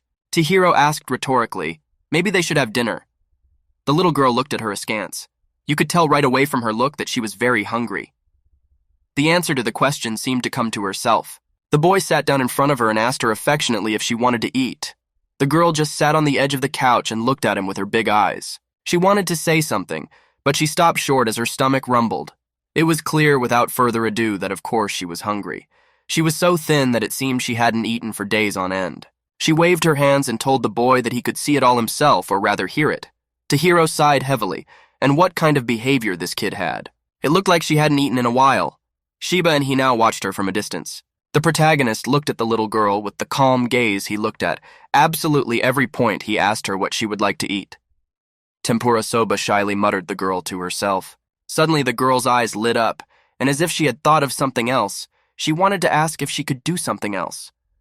But the boy interrupted her, saying that she had already made her choice. Shiba stood outside smoking a cigarette. His pensive face was turned forward.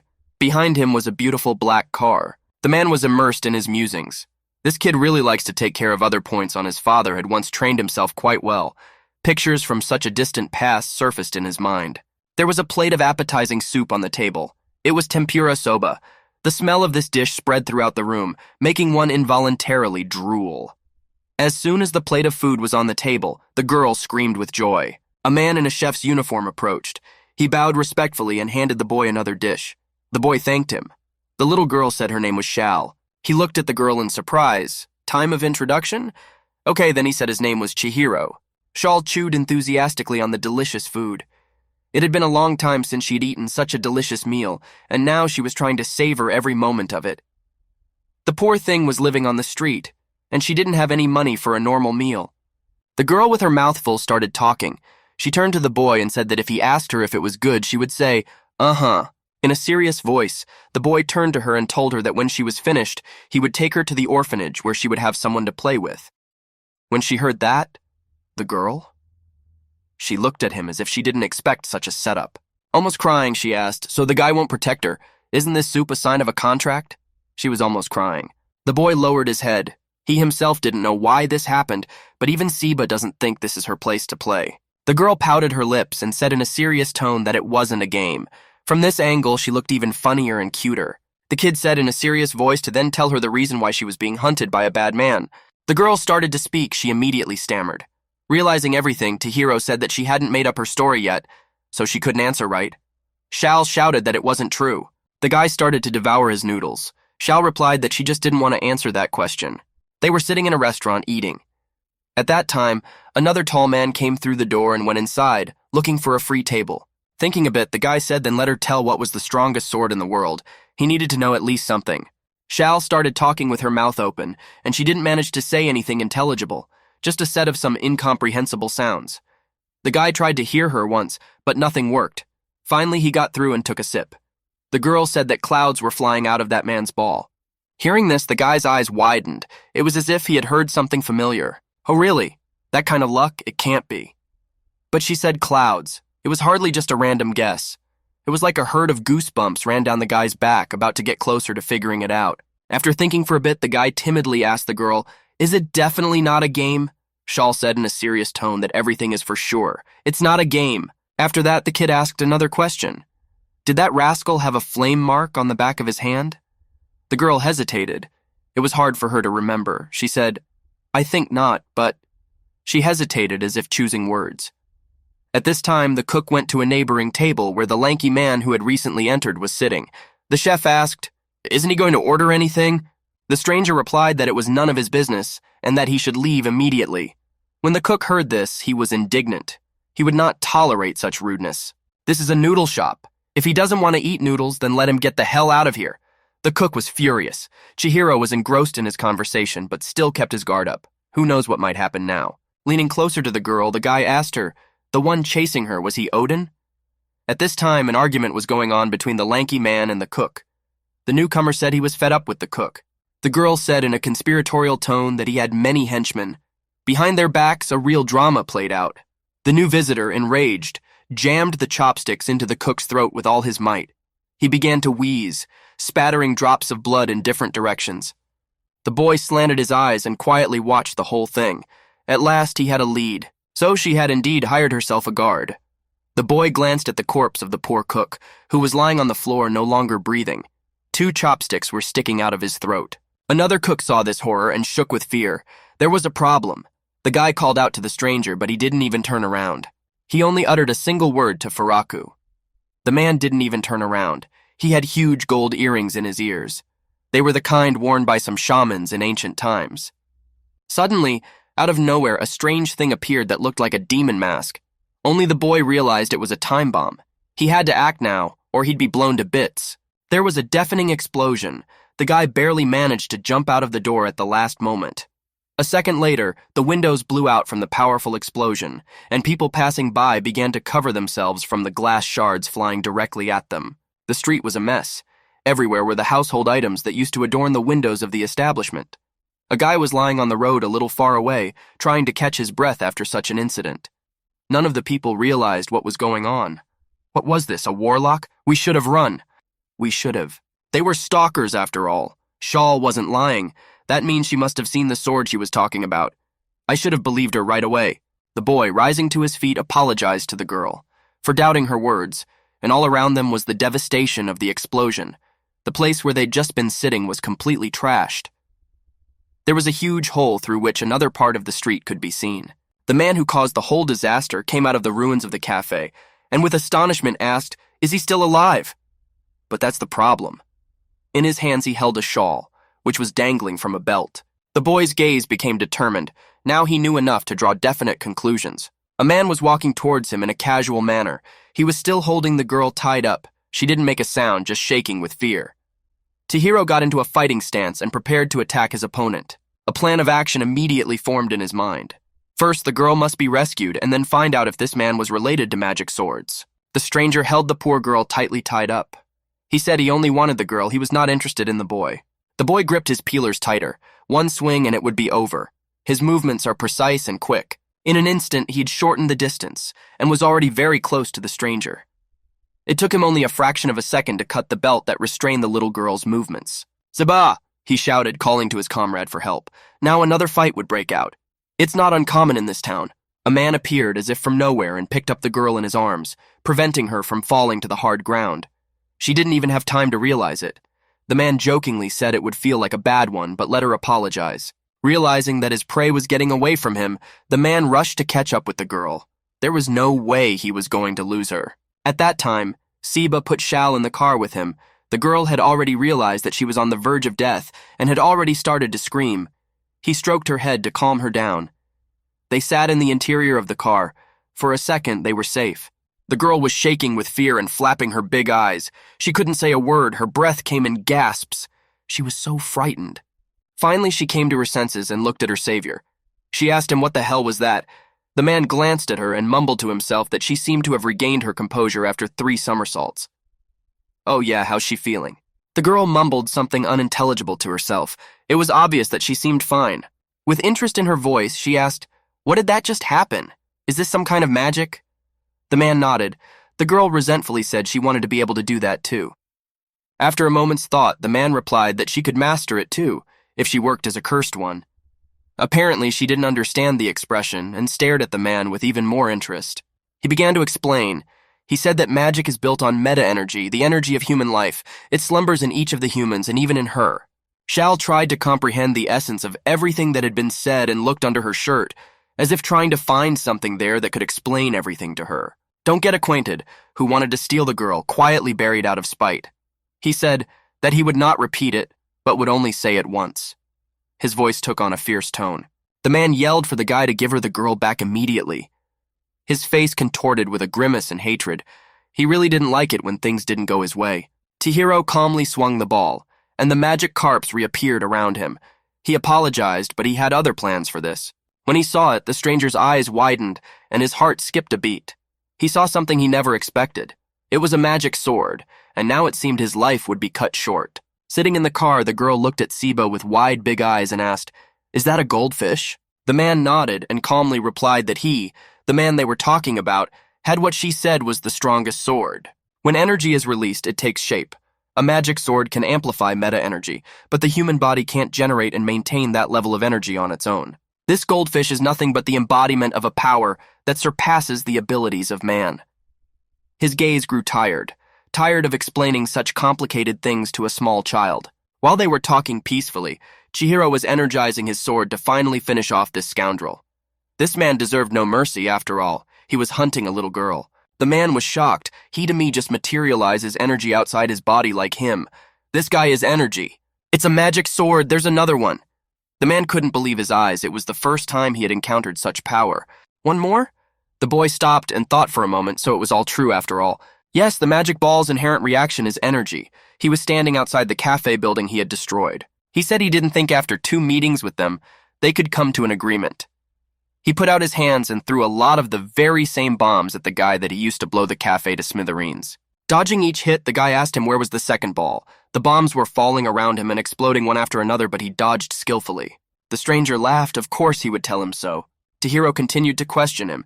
He needed to find out as much information as he could about the swords. He asked, "So who had it now?"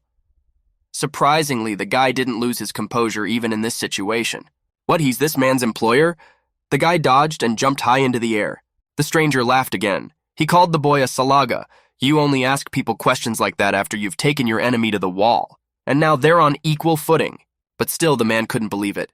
Is this the power that was rumored to end the war? It's impossible. In fact, it's not even possible. If it's only capable of slashing attacks, then its technique is no different from ordinary magic. The man squinted his eyes. The girl, she's still around, isn't she? Hope flashed in that thought. The man screamed, trying to reach the girl. He said it was a snotty girl, just giving everyone a hard time. The man tried to put pressure on the girl's feelings so you would finally give in and give yourself away. He said protecting her would be the same thing, just more people who died in vain. Let her watch. That's what will happen if she keeps running around calling others for help. The man kept shouting. He said it would be just like her mother died. Sitting in the car, the girl listened silently, tears welling up in her eyes. Sheba glanced at the frightened girl. He would have to try and calm her down now. Otherwise, if she cried, this freak would know their location, and that would make it harder. The man moved over to her and stroked the girl's head. He could see that she was terribly frightened. He didn't know what had happened in this child's life, that she had been through so much adversity, but now everything would be all right. The man's voice sounded calm and confident to give at least the illusion of safety. The man in the street continued to rage. He was shouting, trying to push his emotions, but he was doing badly, to put it mildly. He threw a few more bombs at the building. A few more loud explosions rang out. Chihiro bounced aside at the last moment. The man yelled that now this milksop's death would be imprinted on her memory forever. The death of her poor mother, trying to protect her. The poor girl looked towards the explosions with frightened eyes and couldn't say anything. It was the worst thing to hear in her life. She tried to forget that moment, to erase it and her memory forever. Well, this incident once again made her go back to those horrible days too. And the man, all bursting with scream, he yelled that it was the most pointless and dumbest thing in the world. He threw a few more bombs and the street was shaken by several powerful explosions. The girl looked out of the car window and called out to Chihiro, hoping to find him. In her voice, she could hear fear and horror at the hopelessness of the situation. And the unknown killer continued to rampage. He screamed and taunted, trying to lure the girl outside. He said she had no mommy or daddy now. Chihiro, at this time, had charged up his sword of energy and was now ready to deliver a crushing blow to already shut this freak up forever. Enough, this man is right. Questions should be left for later. Now is the time for action. The man gritted his teeth in anger. This guy survived. Does he have this kind of technique? That's impossible. The guy at this time silently jumped up and drew his sword to strike. He ran towards his opponent like a bullet. The man barely had time to dodge at the last moment. A second more and the boy's sword would have cut him in half. Still dodging, the man wondered, so this person isn't even using his strength to its fullest? That was really close. Just how strong is this kid? Well, if he's black dissecting on the fly again, then he'll have a couple trump cards in his pocket too. He threw some of his exploding bombs at the guy again. They were right under the guy's feet, ready to explode in a second. He had to bounce back at the last moment or he would die. Luckily, the guy had enough reaction to dodge, and he jumped high up, a huge explosion erupting below. Shards of stone, glass, and wood flew in different directions. Xiao watched the whole thing with her mouth open in surprise. He had managed to dodge. She clenched her small fists and her heart began to beat at double speed. The unknowing assassin had gotten a hold of the kid, instantly tying him up with his belt. Another second before he'd hook his sticky bomb on his back and finally finish him off. That's a shame. He had already prepared to carry out his execution. Chihiro was calm, his heartbeat steady and measured. His gaze was cold and calm and, as always, expressionless. The assassin had already prepared to detonate his bomb a few centimeters away from the kid's body, when suddenly the kid cast his spell. Furaku. The man didn't realize anything for the first couple seconds. It was his ability. But it was too late. The bomb exploded, vaporizing his face. It blurred like plasticine. Well, that's the end of that bastard. His redness isn't just a defensive gimmick. It's an absorption ability. Bounced off in time and took no visible damage. Shaw, wide-eyed with admiration, watched all of this. Shiba Said proudly he told me that he had said everything would be fine. Chihiro bounced off and stopped nearby. There were puffs of dust around him. A few seconds later, a huge explosion sounded behind him. The building was now ready to collapse completely. The assassin, who had just wanted to commit a massacre, had become a victim. The car in which Shiba and the girl were sitting started up, and with a growl pulled up beside the kid, who was shaking off the dust. The car pulled up to him, the window opened, and the girl's delighted face appeared. Stammering and choosing her words, she said that the guy was just great. She was amazed. After a moment's thought, the girl said with an important look that it was Loy's time, and that she would hire him as her bodyguard. The boy looked at her in surprise and said that she didn't have a dime. How is she going to pay? The girl only snorted. He looked at her carefully. And yet this girl has no one at all, she's all alone. For a second, the boy felt sorry for her. He knew what it was like to be alone. But he already has a goal that is more important than anything else. And by fighting the pursuer, he is getting closer to it. The boy said that since their interests coincided so far, he agreed to protect her. The girl asked admiringly, "Is this really true?" She heard joy in her voice. She looked directly at Chihiro with big eyes. In a delighted voice, she said, "Yes, their interests are the same." At this time, Shiba was sitting behind the wheel, leaning on the door, and didn't say anything. It was clear from the look on his face that he was fed up. The guys concluded, so there's that. He wants to know 3 things. He walked over to the killer's barely alive body, which was still fluttering on the road. He threw him up against the wall and clutched his throat with his hands. The first question he wanted to ask was, who hired him? Why was it necessary to go after that girl and another? The guy paused rhetorically. His gaze became even more cruel. There was no mercy to be had. He glared at him with his sizzling gaze. The last question he wanted to ask, the sword piercing the cloud, was where was he? Soon they returned to the cafe to see Hanao. She was standing in her usual spot. Still, her information was useful. Alrighty. At this time, the shawl dressed as a samurai, and trying to imitate the fight she had recently seen, waved her arms in different directions. The guy sighed heavily and apologized for the inconvenience, and thanked her for her help. The girl asked, so why was the wielder of the magic sword chasing the little girl? Chihiro coughed and said in a sad voice that he would have liked to know that himself. In the background, the little girl had run out of breath after all and now stood trying to catch her breath. The guy turned around on her. Xiao was lying on the floor, curled up in a ball. She looked like she was in pain. Frightened, Hanao pulled her eyes out, and with a frightened voice asked what was wrong with her. The girl began to whimper that she was hungry. Laying on the floor, the girl said through her tears that although she had recently eaten soba, she had only had a couple of bites. Hanao said in a sad voice that she had nothing to offer. The shop had nothing left all over again. The guy sighed and said he was going to go to the store and get something to eat. He asked his girlfriend to look after the little girl. Hanao winked at him and showing a thumb told him in a cheerful voice that she wouldn't let him down. Sitting behind the wheel of a car, driving somewhere, houses and alleys whizzed past him. His eyes were focused only on the road. He clutched the steering wheel of the car tightly in his hands and drove it confidently forward.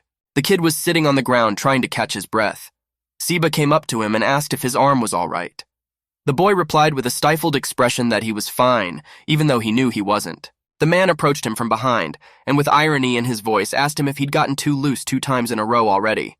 He should control himself. The guy mumbled over his shoulder that he knew all that and he knew it himself. Shiba was still holding the assassin by the tie, in a serious voice said that there was no way to be careless in such a case. He ordered the guy to return with the girl in his car and get a good night's rest, and he would take care of the freak himself. Chihiro looked at him with a devastated look. He must know something. There was a loud sneeze. There was no way out, indeed. There needed to be a good rest after all the incidents. The boy and the little girl were in the car, sitting in the back seat, her head spinning in different directions. They were on their way home, and right now the main thing on their minds was rest. Hinao picked up the phone and leaned it to her ear, listening intently. She greeted her interlocutor. On the other end of the line was Chihiro. In a serious tone, he said he was waiting for her to explain. His face was calm, but he was slowly boiling with anger. The girl said in a defensive tone that she was in the bathroom when he left. That's probably when she snuck out. The guy said he didn't mean how she got away. Why is she here? Smiling in a carefree voice, the girl said the little girl told her she wanted to go outside. Chihiro listened to her intently, the little girl sitting in the back seat and looking around the interior of the car with interest. They kept going, the car picking up speed. The houses whizzed by them, blending into a single line. And come to think of it, she's being chased by the enchanter, right? On the other end of the wire, Hinao continued to talk excitedly. She asked the guy what he thought, who would be able to come after her. The boy thought for a moment.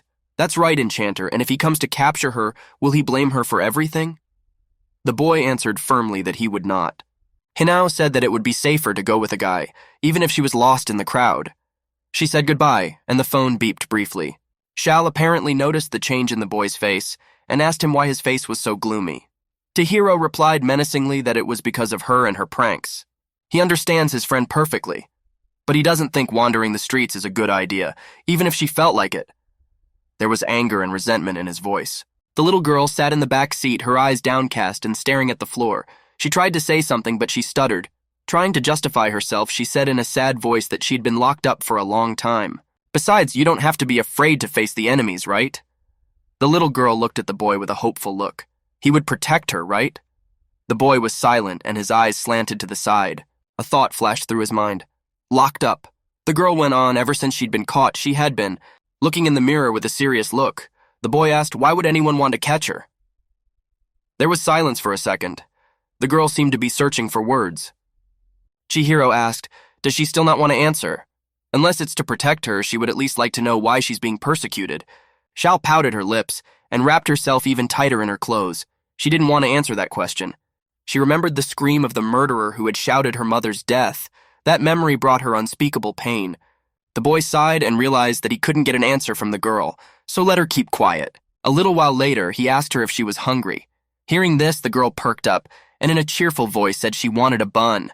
The murderer who had recently wanted to destroy the little girl was now a victim himself. He sat with his eyes down. His hands were bound behind his back with powerful chains, and he couldn't have broken free if he had wanted to. The chains gripped his wrist, causing pain. The man sat in a chair, completely stiff. This room smelled of death. Siba approached him with a loping gait. In a stern voice, he said that he was the one asking the questions here, so let him try not to get on his nerves if he wanted to live. The man pulled a chair over to him and began to sit down. He said in a thoughtful voice that this freak seemed to know the whereabouts of the magic sword. The bastard grinned and said he wouldn't say a word. Siba's hard foot had already stepped on his shoe and pressed his toes painfully to the floor. The man looked at him with a lifeless stare. It seemed like he could have easily taken his life at that second. Stupid excuses don't work. Let him tell what he knows. His voice sounded cold. His foot pressed even harder on the assassin's toe, and a slight crunch was heard. The bones crunched even harder, and the man clenched his teeth, trying to take away the pain. Shiba was adamant. He was determined to get all the information he could out by any means necessary. In an ingratiating voice, he once again repeated his question. Where is the magic sword? His face expressed calmness and, at the same time, inhuman cruelty. This man could be an excellent assassin if he wanted to. After a moment's silence, the mercenary gritted his teeth and said that if he spoke, they would both be buried. It was obvious that the man was struggling to cope with the pain that came over him. Siba's foot was already pressing so hard against the assassin's toe that the floor beneath it cracked. But the man was adamant. He warned him one last time, in a voice full of pain, to give the little girl up and mind his own business. Despite the inhuman suffering, a smile stretched across his face. There are forces at work here that surpass human comprehension. Shiba looked at him with a lifeless stare. He didn't seem to care about the man's words at all. Soon the car with Chihiro and Shao pulled up to a local eatery. It was already late at night, so there weren't many customers. The hungry girl held a juicy bun in her hands now. She was ready to eat anything. The situation hadn't changed. The girl was still sitting in the back seat, clutching her food in her hands, the first tasty meal of the day. She said she was very grateful that the guy had saved her and fed her. In an emotionless voice, he said that was exactly how she should be grateful. There was a loud slurping sound. The girl took a big bite out of her bun and began to chew it diligently. Without turning around, the kid told her not to slobber on it and stay in his parlor. Shal was enthusiastically devouring the bun. It was insanely delicious. She couldn't contain her joy. Her eyes widened, and her mind was a veritable explosion of emotions. Right now, this bun was the most delicious thing she had ever eaten in her life. Without emotion, the guy asked, "So what's next? Are they going backwards?" No, they stopped again at the same diner. Looks like somebody didn't get enough to eat. Now the girl was holding an ice cream cone that was about to fall apart, icing dripping from it. "The end of the meal should be marked with an end," the little girl said enthusiastically. "Tasty dot!" She held an ice cream cone in her hands and ate enthusiastically. "How much food can this girl hold?" The guy looked at her askance. "So what does she call a dot?" The girl wasn't listening to him anymore either. She was just eating. The guy said again to keep it down. She was so engrossed in the food that she didn't notice that she was covered in sweet frosting. She sighed happily. This was the most delicious dessert she'd ever had. Turning around, the guy over his shoulder told her to wipe her cheek. Then he asked tiredly, "Now are they finally going home?" Looks like the girl decided to make the most of the opportunity. And lastly, she ordered herself a large milkshake. Chihiro asked her irritably, hadn't she already set her mark? The girl replied, letting the cocktail wash everything down deeper into her stomach. This girl was weird but funny. She started greedily drinking the sweet drink. The guy again wanted to tell her not to slurp, but she interrupted him. In a serious tone, as if she were speaking to the general public, the girl said that in confinement it was necessary to help her reach her stomach. He gave her a disgruntled look. Why so disgruntled? Yes, already having to take care of her. For all to see, the gang put another poor bastard on display. It was a horrible sight. There were a lot of people sitting around in traditional Japanese clothes. In the room was a pool in which a strange man was bathing. He was surrounded by many women. Suddenly the door opened and a few more people came in. Bodyguards, apparently. The man was unhappy about something. He had told everyone to keep it a secret. He turned to the man he was torturing and asked if he had given up following the girl and decided to come back. Even though he saw he'd failed, the poor man was bleeding. His eyes were gouged out with only black bloody gaps in their place. He begged for death. The agony was so unbearable that only death could alleviate his suffering. His tormentor took a small shot glass from the table. He said, "And then there's that busy magic sword." Daruma still wouldn't have been able to handle it, but he had never heard of the goldfish ball. The man tilted the small bottle and began to greedily drink the contents. If what he said was true, then there are more than 6 magic balls. And why is the ball's owner protecting the little girl? There's so much he has to learn. Finishing his drink and sighing heavily, the man asked his subordinates if they had heard from the others. They nodded their heads in the negative. You could tell by the look on his face that he was dead drunk. His eyes were emotionless and there were large bruises under them. There had to be a change of style. They would act decisively. Shal finished eating, exhaled, and said that she had quite made it. Chihiro asked if she was satisfied with everything. There was a sneer in his voice. The girl looked away and looked somewhere to the side. There was no need for an answer. The boy could see that she was full. After a little silence, the girl said doomfully that her mother always told her to enjoy life. She looked out the window. But today she was overjoyed. Her eyes lit up with happiness, even though she had to endure such a horror. The end of the day had brought a little joy. Chihiro listened to her half an ear and drove the car carefully down the road. The girl wanted to say something else, but she stopped half-heartedly. The traffic light turned red and the car's brakes whistled. The guy's phone started ringing off the hook and he picked it up. On the other end of the wire was Seba, asking where they were now? The man was worried about them, for the two had been gone for quite some time. Stopped at a stoplight, the kid replied that they were outside now. It was a long story to tell, so he would tell everything when we met. The man nodded to the unknown interlocutor and said he recognized their next target. Turns out their next target was Sho Genichi, a well-known arms dealer all over Japan, a well-known figure in the underworld. Sitting in his secluded corner across from the former assassin, Seba said that it was the same man who hunted Shal. He was the one who hired this funny-looking Pilaf lover. He was already barely breathing, exhausted from the torture. And also found out an interesting detail. The cloud-piercing sword was from this particular merchant. The guy's eyes got serious. Something was starting to emerge. The cars were still standing at the light, ready to start. Their engines hummed and their headlights cut the night darkness with their bright light. Shal wondered where they were going. It's green. The girl's eyes were filled with incomprehension. The guy kept talking on the phone, and as if he didn't notice the world around him. Judging by the words of this mercenary, and considering he had a magic sword. The conversation went on for a while. Surely this man knows something about Hisayaku. The car wanted to start, but its wheels were stuck in something and just spun in place. It was impossible to move out of the way. The road formed into a strange hydrogen. The asphalt floated, sucking cars into itself. Something strange was happening. Chihiro didn't seem to be paying attention as he continued to talk passionately on the phone. The little girl flipped upside down on her butt with a violent jolt. Shiba said that he had now called Hinao and asked her to find out about this man. They were to meet at her bar, and then they would decide what to do next. He'd get some more details now, and then he'd go there too. From the whirlpool that suddenly formed on the road, a strange creature made of many fused human bodies began to appear. From afar, it looked like a huge human millipede. Its arms and legs were sticking out in different directions, and its faces were blurred. A shapeless something directed its exhausted eyes right at the car where the main characters were sitting. It's like it found something. Finally, the kid finished talking on the phone and turned his attention to the horror going on outside the car windows. He grabbed his swords. A fight was coming. Trouble was following them the whole way. Someone clearly didn't want them to get home alive. Well, these were clearly non-local townspeople. Chihiro glanced at the monster that had just emerged from the asphalt.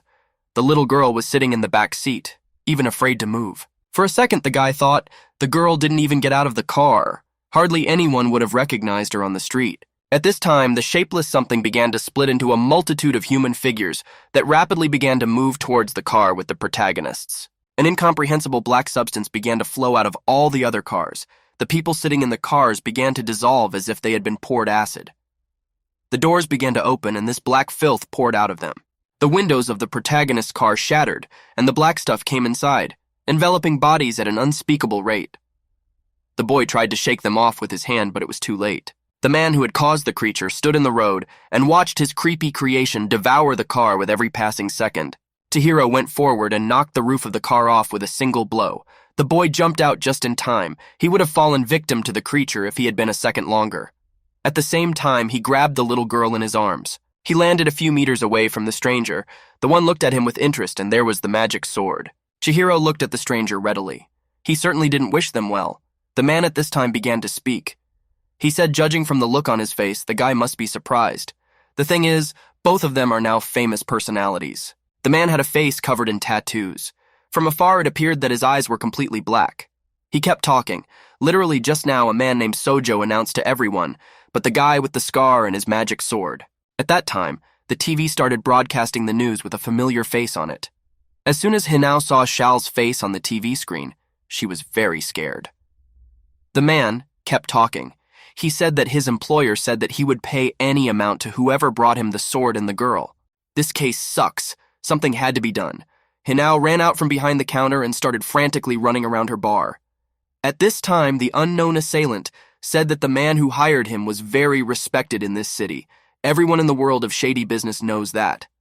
Hinao was horrified. For a moment, the thought flashed through her mind that now all the enchanters of Tokyo would be after these two. Chihiro pulled the girl tighter against him and told her to hold on. She just nodded understandingly. The girl realized that right now she needed to trust this man completely. The guy jumped a great distance and started trying to get away from this stranger. The one followed them with his black eyes and shouted that they would not get away. In a single hand movement, he ordered his monster army to move out and catch those two. The people, who had already become some substance in the meantime, began to move, emitting long groans. Chihiro held the girl tightly in his arms and ran as fast as he could. He turned the nearest corner, hoping to escape his pursuers. But they didn't lag behind. A whole crowd was already running after him. People were rushing after the guy, their bodies merging into one big stream. Chihiro stopped a few meters away from the mass of people running towards him and swung his sword, preparing to use the spell. One swing of the sword and the group of people was cut in half. The upper part of their bodies separated from the lower along with their heads in an instant. A wet crunch sounded and the shredded bodies fell to the ground, splattering dark red blood. The guy looked at them obliquely. Even from the cut they don't die. Did he make puppets out of clay? The man was already standing beside the boy, ready to attack again.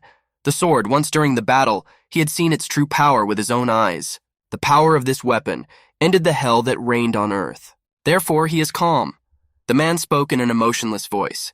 He said, right now, the guy doesn't possess the power of all 6 balls. Chihiro wondered, is this man a war veteran?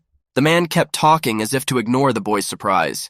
He said that besides, he was too inexperienced for the owner of such a ball. All in all, he doesn't stand a chance. The puppets rose from the dead, their bodies fused together again, and they rushed straight at the kid with a new flow. He realized these things are endless. We have to get the real one. Chihiro swung his sword, cutting down the hordes of creatures one by one. He held the girl tightly in his arms, preventing the puppet's hands from even touching her. At this time, there were more and more of them. They endlessly approached the two and stretched their cold hands towards them. His gaze was cold and calculating, his actions as precise as a bullet. Something had to be done about it, or they'd be torn apart. The memory flashed back to when he was sitting with his father at the table, and they had a complete family idea. Rokuhiro said with a happy smile on his face that tonight's dinner looked delicious too. The picture in his memory shifted, and in front of him was once again his bloody father, who sat at a table that had scraps of blood and flesh on it. The moments of normalcy intermingled with the horrors of death. He sat over his father's corpse, completely devastated. He asked himself, how many hours has it been? A voice answered him that only 4 seconds had passed. The guy's face was completely exhausted from suffering. He fell to his knees, me gathering the remnants of my strength into a fist. The figure of a stranger towered over him. Wryly, he asked, does it seem to him that it's been too long, right? The puppets' Ka were getting bigger and bigger by the moment. One of them had already snatched the little girl out of the guy's hands and was holding her by the scruff of her neck. The creepy voice kept talking. Did he think he could get around town quietly in a car? It was a long shot. Shawl dangled limply in the hand of one of them, saliva dripping from her mouth. The girl was out of it. The creature blurted out a smile. He said that its ability to pick up the fluctuations of consciousness. It can locate a person based on the signals emitted from their brain. And then, coming closer, he can, as now for example, resurrect the painful scene in the mind. Chihiro struggled to get to his feet, but his strength was leaving him. Wryly, the stranger said that it was normal. He dug around in his head, and it's a perfectly normal reaction. One of the puppets was holding the poor girl tightly by the scruff of her neck, just dangling like a puppet. This girl, the last of the Kiyonaga family. One of the puppets approached her master and asked in a wait-and-see tone if he could eat her. The man called his slave a fool. He needs money. Besides, if he eats the flesh of any of the girl's kind, it will make him eternally young, and then he can blame himself. The slave asked in surprise, did all of them die because of this peculiarity? The master nodded affirmatively. At that time, taking advantage of the momentary confusion, the boy reached for his sword. The puppet continued to hold the girl and asked with interest, but why did Shoujo need her? The man reached out his hand in an attempt to take the child. He grasped her little foot, squeezed it out of strength. The pain spread throughout the little one's body. Blood splattered in different directions. The girl screamed in pain, and the man merely stared at her in surprise. Blood dripping on the cold, wet asphalt, the boy struggled to get to his feet to end this nightmare. It pained him beyond belief to see a small child being abused like that. At the place where the girl's broken leg had just been, it was instantly fused together. The muscles intertwined, as if forming the roots of a tree. The puppet looked surprised at such an amusing sight. Her wound had completely healed, a hallmark of any of the Kiyonagi family. In a second, the blood had already clotted and the skin had healed, but they didn't understand why Shoujo needed this child. Should we use her? The master replied that who knows, one thing is certain, this girl is unusual. By the look on the little girl's face, she was stammering, but she couldn't say a word out of pain. Naturally, this girl is far from a quiet life. Restless poor thing. The man raised his bloody hand and brought it up to the girl's face. In a sarcastic tone, he told her not to be offended by her blood. Suddenly, the man stopped talking and looked at his bloody hand in surprise. He wished he could live a full life like her. The sword must be taken away too. He bent down and grasped the hilt of the katana. Chihiro was breathing heavily, sweat beading on his face as he tried to rise. The puppet pointed his finger at the crying girl and begged his master to let him interrupt her life. Suddenly, something happened that no one expected. The girl had already resigned herself to her fate and was only whimpering quietly in the hands of this monster. From behind, in the blink of an eye, a bloody drama was unfolding. The boy still managed to get to his feet, and he shouted for the bastard not to touch the sword with his filthy hands. The man didn't even have time to react before the guy pulled out his second sword and swung it at him. Chihiro swung his katana, fending off the man's blow. The man looked at him in surprise, and a calm voice told him to hold still, that it would be over now. His eyes widened. He didn't understand. How could this be possible? After all, this guy had just been in a half-dead state. In an instant, Oka's katana severed his arm, and his pelvis fell to the ground with a wet sound. That very day became for the kid the source of his strength, and now that freak had made him even brighter. Chihiro held tightly onto the handle of his ball, his eyes glittering with rage. Now he would avenge all his suffering. There was the sound of a ball cutting through human flesh behind the puppets' backs, and blood began to pour out. The man let his eyes bulge in horror, but there was nothing more he could do. His fate was sealed. He didn't even have time to say his last dying words. At this time, one of the puppets was still firmly holding the girl by the scruff of her neck, not even noticing the bloody events unfolding behind her back.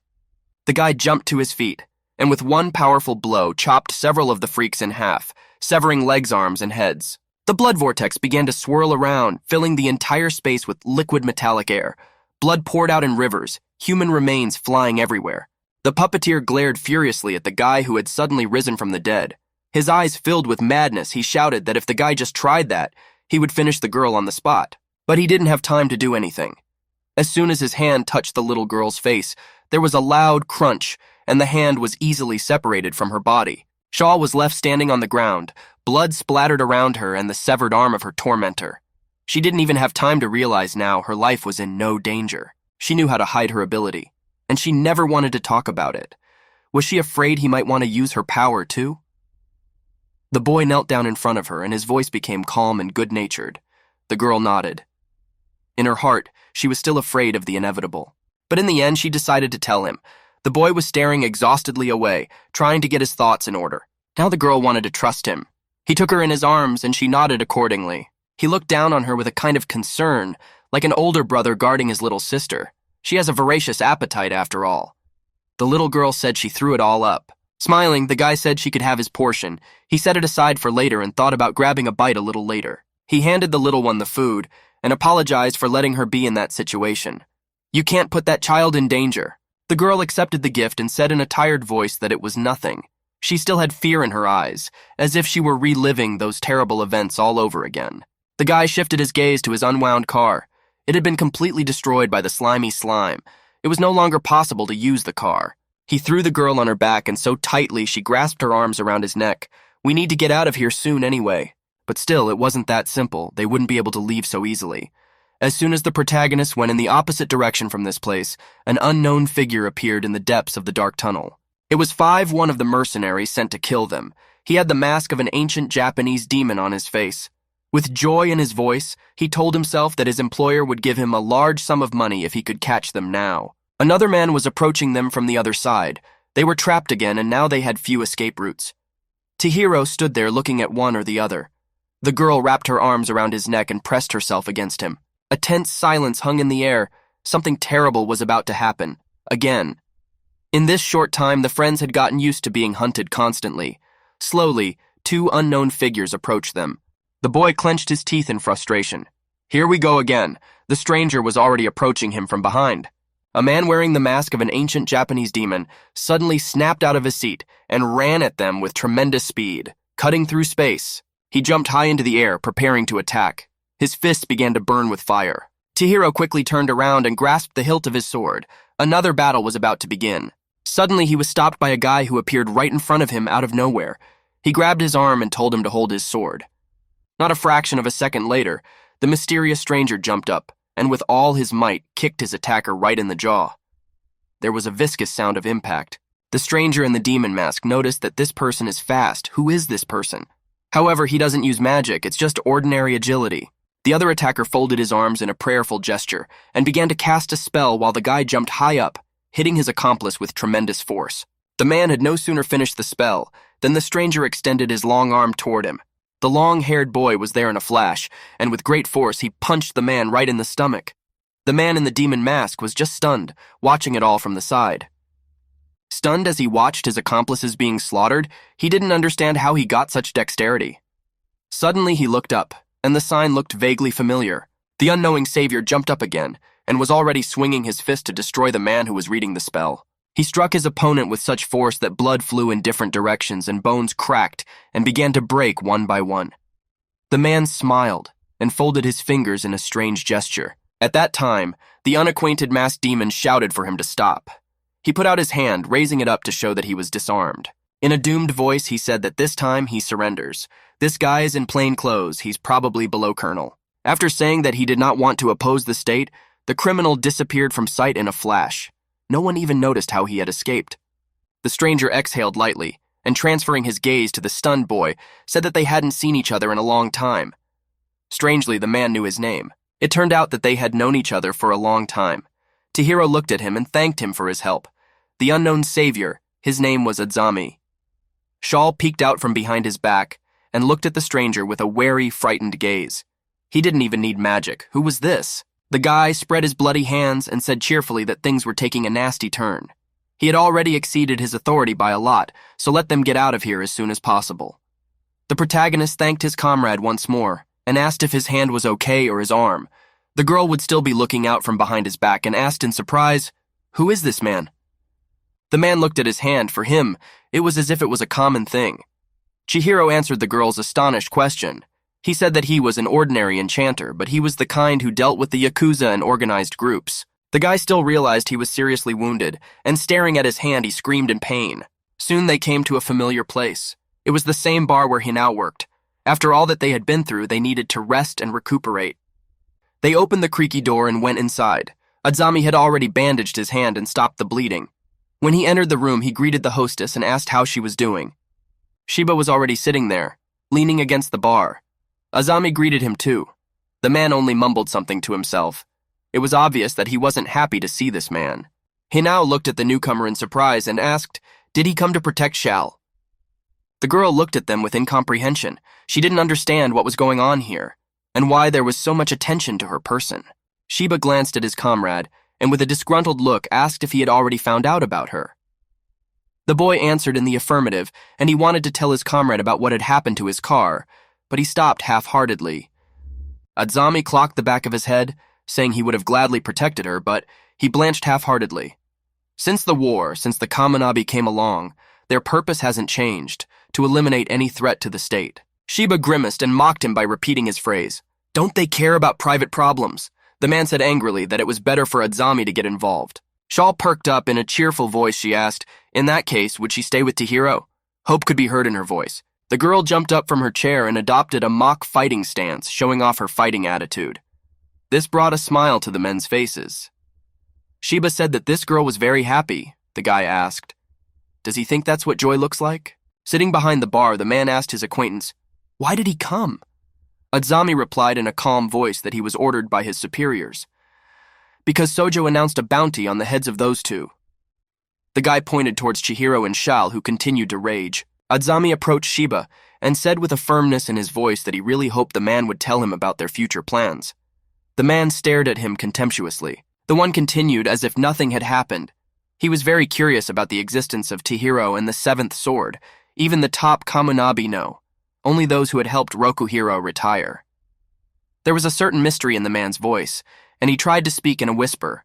Chihiro turned away and listened to them with half an ear. The man continued, turned out to be unknown, in whose hands magic swords are also considered a threat to the state, and his main task is to collect all 6 swords.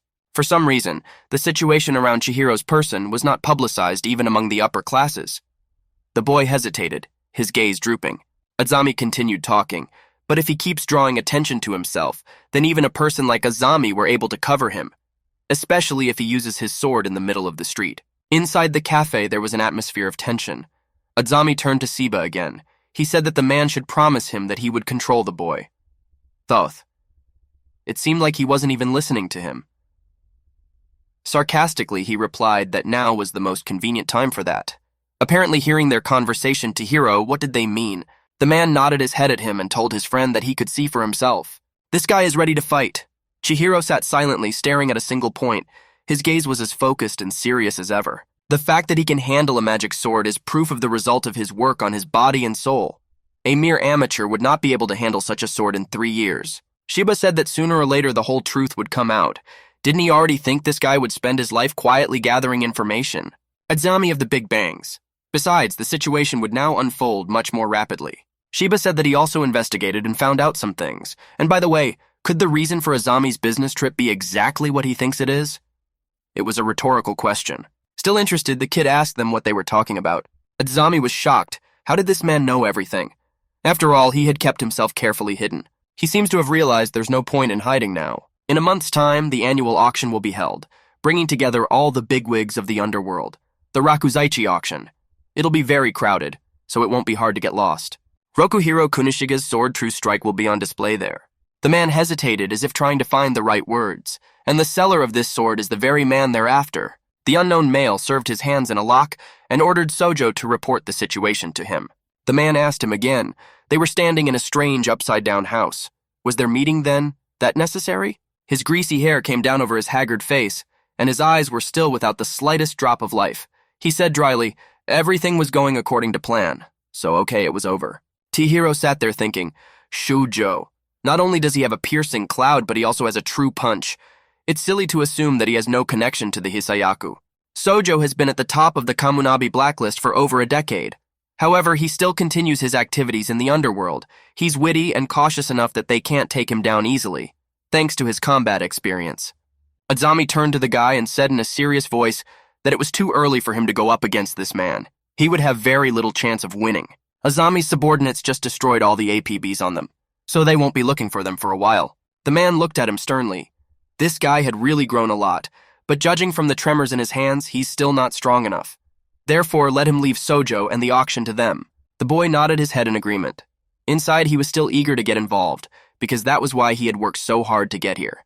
Azami immediately realized that the guy was lying and didn't even blush. Shiba asked him, why did he say that if he knew it wouldn't work? If he wants to stop Chihiro, let him take the sword away from him. Azami handed the phone to Shiba. As he left the bar building, he said that there had been several other incidents with the Hisayaku besides the killing of Rokihiro. They've never acted so decisively before. Apparently, they're up to something that requires magic swords. I'm sure they're going to stir up the whole country again. There was still a month left until the end of the auction.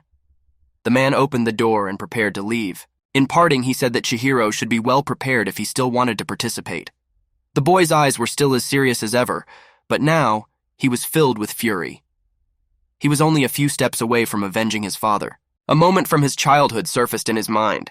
His father had enthusiastically suggested that he play a game. It was sudden. What the hell kind of game is this? The boy looked perplexed at his father's enthusiasm. It was a game in the truest sense, the man replied. What kind of game? The man pointed with his hand to the fish tank and said they had to figure out which one they liked best. The man continued to speak excitedly. Legends say that if a goldfish is attached to a man, it will swim to his hand when he puts it in the water. Chihiro, along with his father, stuck their hands into the fish tank. They immediately swam up to the boy's finger, though he didn't even have time to fully immerse it in the water. The guy said it's not surprising at all since he's the one who feeds them, and he changes the water too, so they'll love him more. The man pulled his hand out of the fish tank and wove his teeth irritably. In a game like this, there's no need to congratulate the winner despite the bitterness of defeat. Well, it was time for them to get to work. It had been a long time, and they were still idle. Shiba thought since the Kamunabi were involved, Sojo's representatives would probably leave them alone. However, it would be better for them to stay off the streets for now. They could work out a plan of action here so Chihiro could rest for a while, and Shao would be safe. The boy gripped his katana even tighter. The words came to mind again.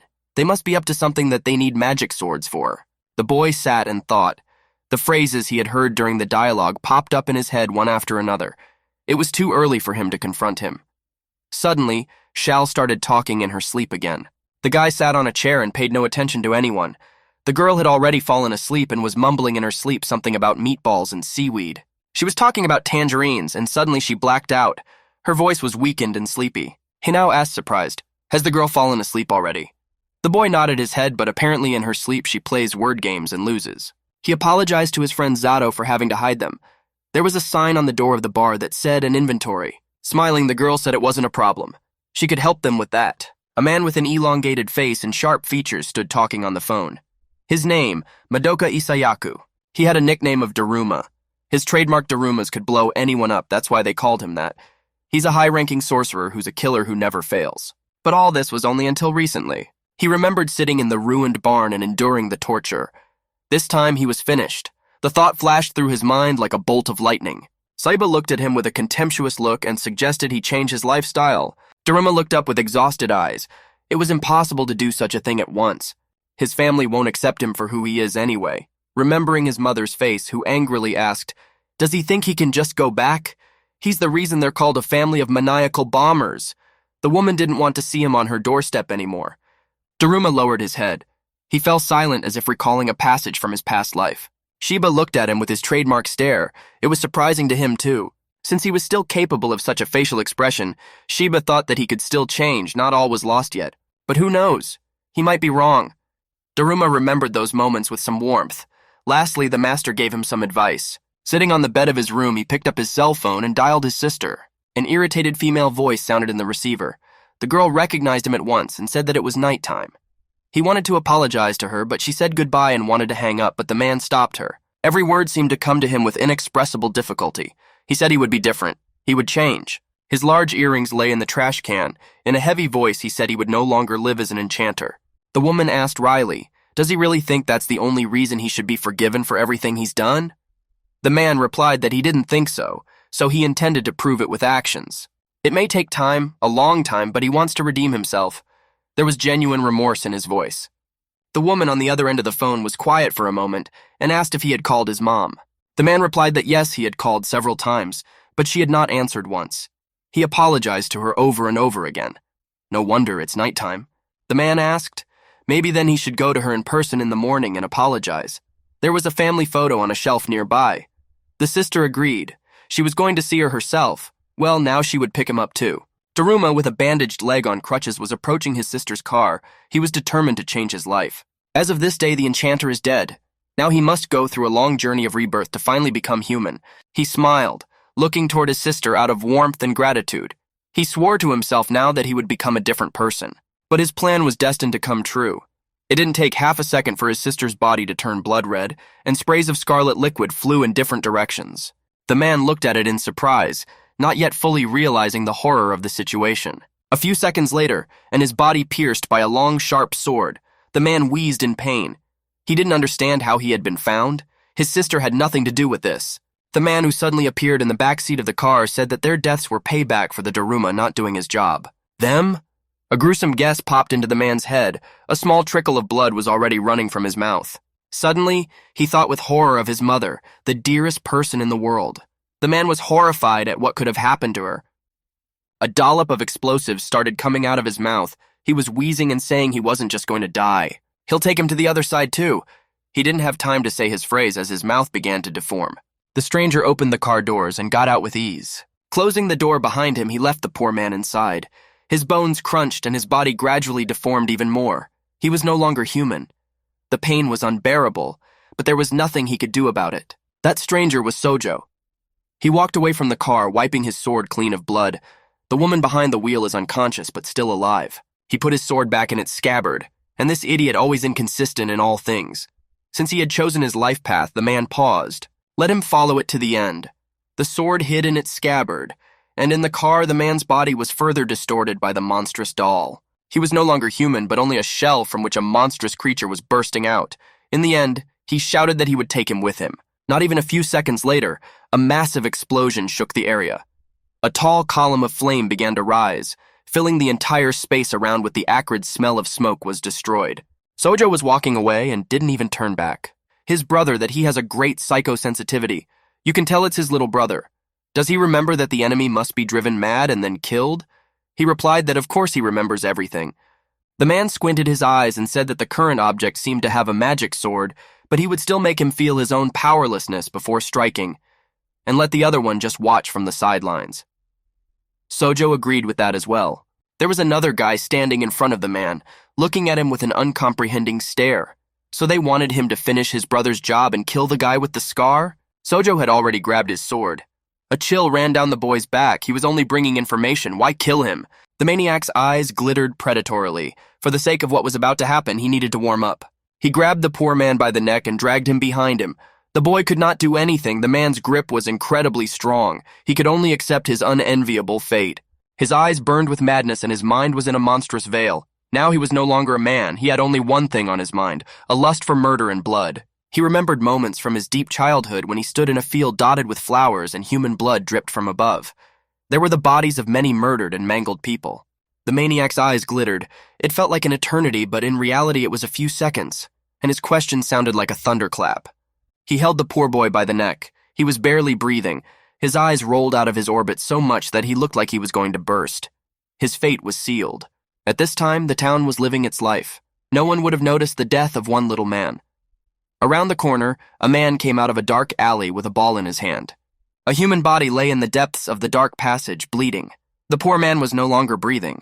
Sojo strode confidently away from the spot. His target was very close, only a few meters away. The people passing by didn't even seem to realize what kind of monster was wandering among them. He grasped the doorknob and pulled it toward him with a sharp pull. When he entered the cafe, the people present did not even immediately realize who was standing in front of them. Everything happened so fast that the brain did not have time to adapt to the rapidly developing events. The man lunged at them with the ball, but the guy reacted in time and blocked the hardest hit. He pushed the girl aside in an attempt to protect her. Their swords crossed in a martial dance. The sound of metal clashing began to be heard everywhere. The boy opened his eyes, and for a second he realized that this was the very man he had been hunting all his life. Sojo started applying the piercing cloud. The kid told everyone to run as far away as possible if they wanted to live. Shaw looked at it all with a frightened look. She couldn't move, and a finger. A little girl was walking down the street toward the cafe building. The building was almost completely destroyed. Sojo stood near the hole in the wall, holding his bloody sword. He was surprised the kid wasn't dead. He had heard that he could fight another magic sword wielder here, so he showed up in person. On the way, Shao met Hinao. Upon seeing her, the girl grabbed the little girl by the shoulders and ordered her to hide immediately. Shao quipped and said that that's where Chihiro stayed, but what about him? There was blood dripping from the sword. From afar, the guy asked the man, "Is he Sojo? Does the blood on his sword belong to a villain?" Sojo said in an indifferent voice that he wasn't interested. Chihiro focused his gaze on this one man. Right now, only he was his target. The phrase that Shiba had said a while ago flashed through his mind. It's too early for you to go up against him. But right now, those words didn't bother him. After accumulating all his power, the guy started to use the magic ball spell. Well, then this person wasn't worthy of holding this sword. Magic carp began to swirl around him. Sojo had already started to be covered in flames. His face took on a maddened look. Swords drawn. Let the battle begin. The limousine was traveling down the road, rapidly picking up speed. Shiba was sitting inside, chewing on a fried fish. His gaze was serious and wary. Opposite him sat his comrade. He was also thoughtful.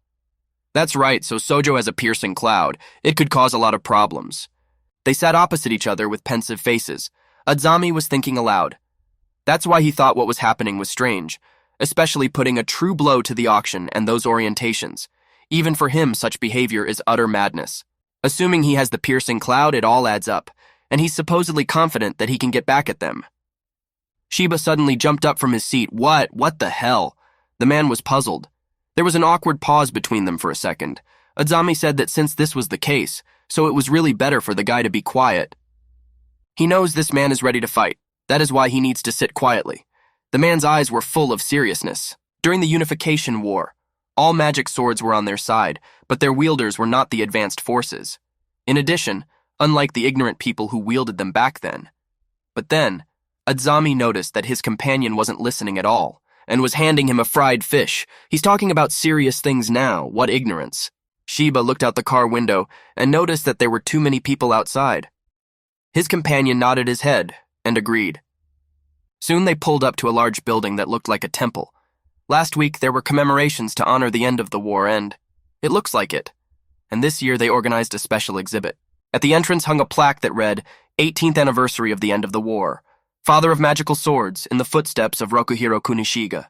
The children who were brought to the museum today will surely remember Rokuhiro as a hero. A mother holding her child's hand was showing him the exhibition. The child's eyes reflected inhuman interest. He looked at the exhibits with admiration, and it was as if he imagined himself in the place of this hero. Everyone praises the magical swords and their creator, for their merits ended the war. They have become a past worthy of respect. But now, right in the middle of the street, there are clashes between the owners of the magic swords. Chihiro was lost in speculation. How did he find them? The location of the true strike. Several thoughts flashed through his mind. The boy gripped his magic sword even tighter. It was time for the battle he had been training for all this time. All consciousness was occupied by the sight before his eyes. The boy remembered his father and his instructions. Sojo stared at him in surprise. He was almost unharmed, but even a swordmaster couldn't stand up to the thunder. Had the power of his sword helped? He was at a loss to guess. The man turned to the boy. He asked, how come he has a magic sword that he knows nothing about? Something about him being persistently interested in the sword. Doesn't he need a girl? The boy suddenly noticed that someone was peeking at him and immediately shifted his gaze back. They both sprinted outside through the doors. Their movements were quick as lightning. Every second was precious. The two opponents jumped high up as if dancing some kind of mad dance. The piercing cloud has 3 features. The thunder is a thunderous boom. The shackles are. But the boy did not have time to complete his thought. The third was the freezing. Sojo swung his sword, and in an instant, almost the entire street was under a layer of ice. Chihiro bounced off just in time and shattered the ice shackles that had nearly shackled his body. Sojo watched the boy's every move carefully, his ability as a chopping blow. The thought pierced his head like a dagger. He fended off the kid's attack, throwing his sword high up. But it was a deceptive maneuver. The kid was already behind him and was preparing to stab him in the back. Sojo felt it with some sixth sense and blocked the guy's blow in time with his sword. There was a clang of metal. The man pushed the boy aside across the stone floor, leaving a trail of dust behind him. He didn't just deflect the blow with an obscure hold. He was even able to push him back. The main thing was to manage to throw him further away for now. Chihiro concentrated and directed his serious gaze straight at his opponent. At this time, the two girls were running away from the battlefield. Hinao was leading the little girl, holding her hand. They had to run away quickly or their lives would be in mortal danger. The boy realized that he was far superior to him. They stood opposite each other like two duelists. Plus, he wasn't even out of breath, so he put all his strength into that quick maneuver. Sojo stood there, staring at the guy with a crazy look in his eyes. Chihiro prepared himself again and grouped himself. His eyes reflected fury. I guess I'll have to use the gold one. But now, in such a state, even if he succeeded, he could only maintain it for a few seconds. The guy realized that his strength was already running out, and he was not ready for such an overload. Sojo began to speak. In a colorless voice, he said that he loved Rokuhiro Kunishige with all his heart. Because his babies. These balls are extremely close to his heart. He's read all the books on it. And recently he borrowed this sword, a true masterpiece. How enthusiastic he was at that moment. Suddenly his voice changed to a maddening tone. But the moment of bliss proved meek. He clutched the hilt of the sword in his hand, but the boy did not answer his question. He pointed the gun right at the kid.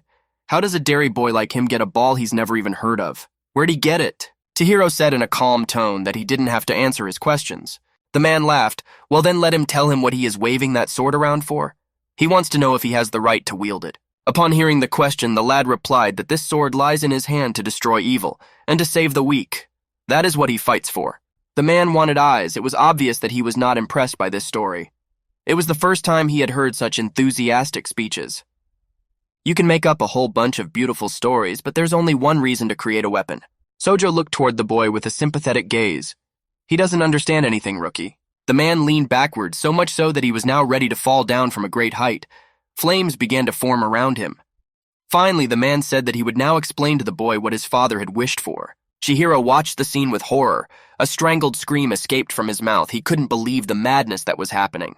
The man easily bounced off the edge of the roof and rushed down. His father's swords, the most murderous weapons of all. The people below had no idea of the horror that awaited them. These swords only exist for one thing. Soon the man landed on the ground with a loud sound. The ground beneath his feet trembled. His eyes burned with madness as he held a sword in his hand. These swords are made for one thing only, to take other people's lives. Azami calmly said that right in the middle of the street, clashes between magic sword wielders would start. Casualties among the ordinary citizens would be inevitable. And then all the glory of being a hero would vanish in an instant. Chihiro couldn't let this nightmare happen. He couldn't let his father's good name be tarnished by a freak. The sword in Sojo's hands began to glow with incredible magical power. The man recognized that Rokuhiro was a true master. This ball contained a powerful force. This is a true master of his craft, since he could create such a magnificent weapon. The passers-by stopped for a second and looked back in horror at the madman who was planning something irreparable, but their faces reflected nightmare and horror. Someone tried to run away to the side, but unfortunately, frightened cries of people began to be heard everywhere. Sojo was already completely mad, and there was nothing human left in him. His voice was already at its limit. He used a thunder spell. A powerful explosion shook the entire neighborhood.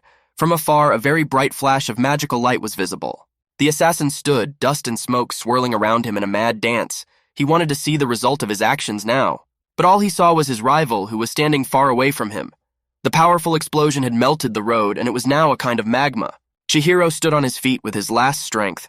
Smoke was coming from him, and he blocked that powerful blow with his body.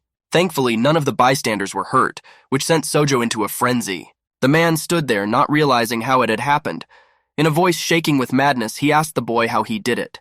Chihiro replied that it was all on the principle of a lightning rod. If a lightning bolt comes across a lightning rod, it will discharge through it. That's how he saved those people. Sojo stood, trying to comprehend everything that had happened. He attracted the discharge of his sword. You mean his sword also has the power of thunder, or was it him? He didn't have time to finish his guess.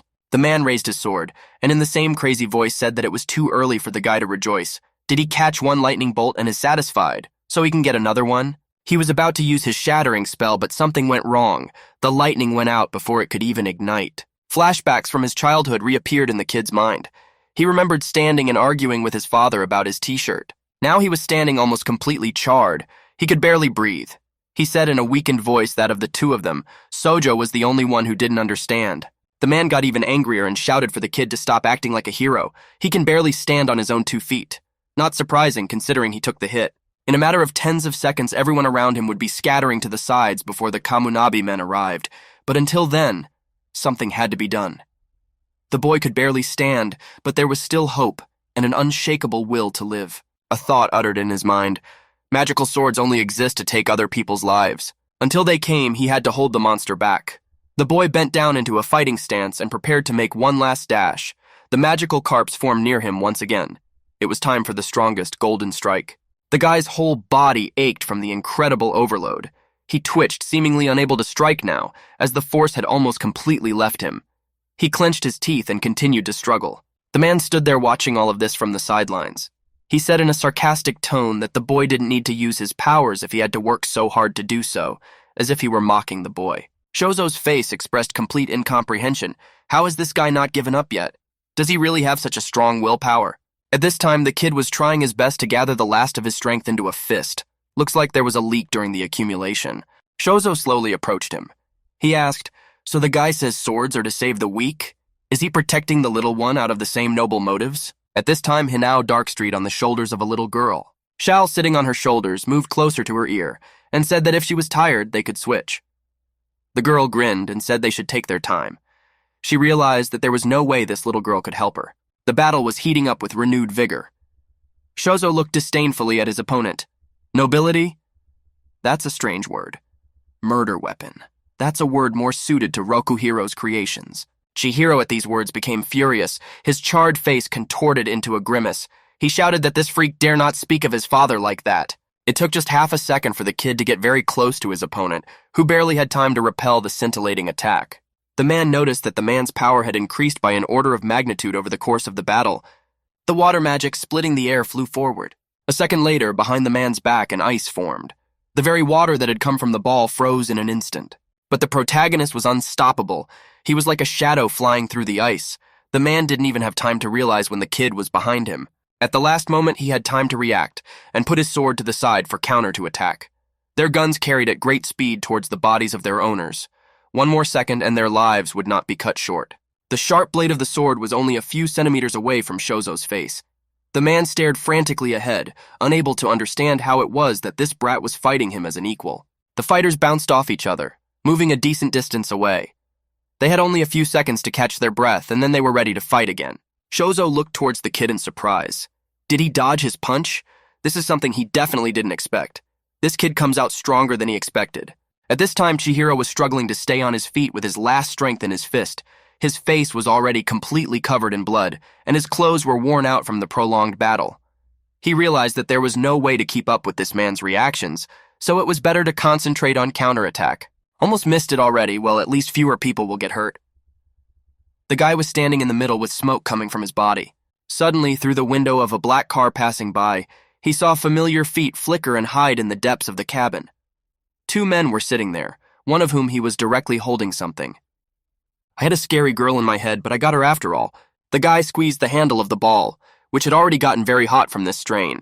A fleeting memory of the girl's face flashed through her mind, and her words when she said that in that case, she would stay with Chihiro. The boy jumped out of his seat like a bullet and rushed to save his friend. From nowhere, he had the strength. His main task now was to keep this little girl alive. Shozo! He noticed this and shouted after him not to run away from him. They're not done yet. In a second, a stone clump appeared from the earth. It was a spell of rock. The guy jumped up. It was the buildings.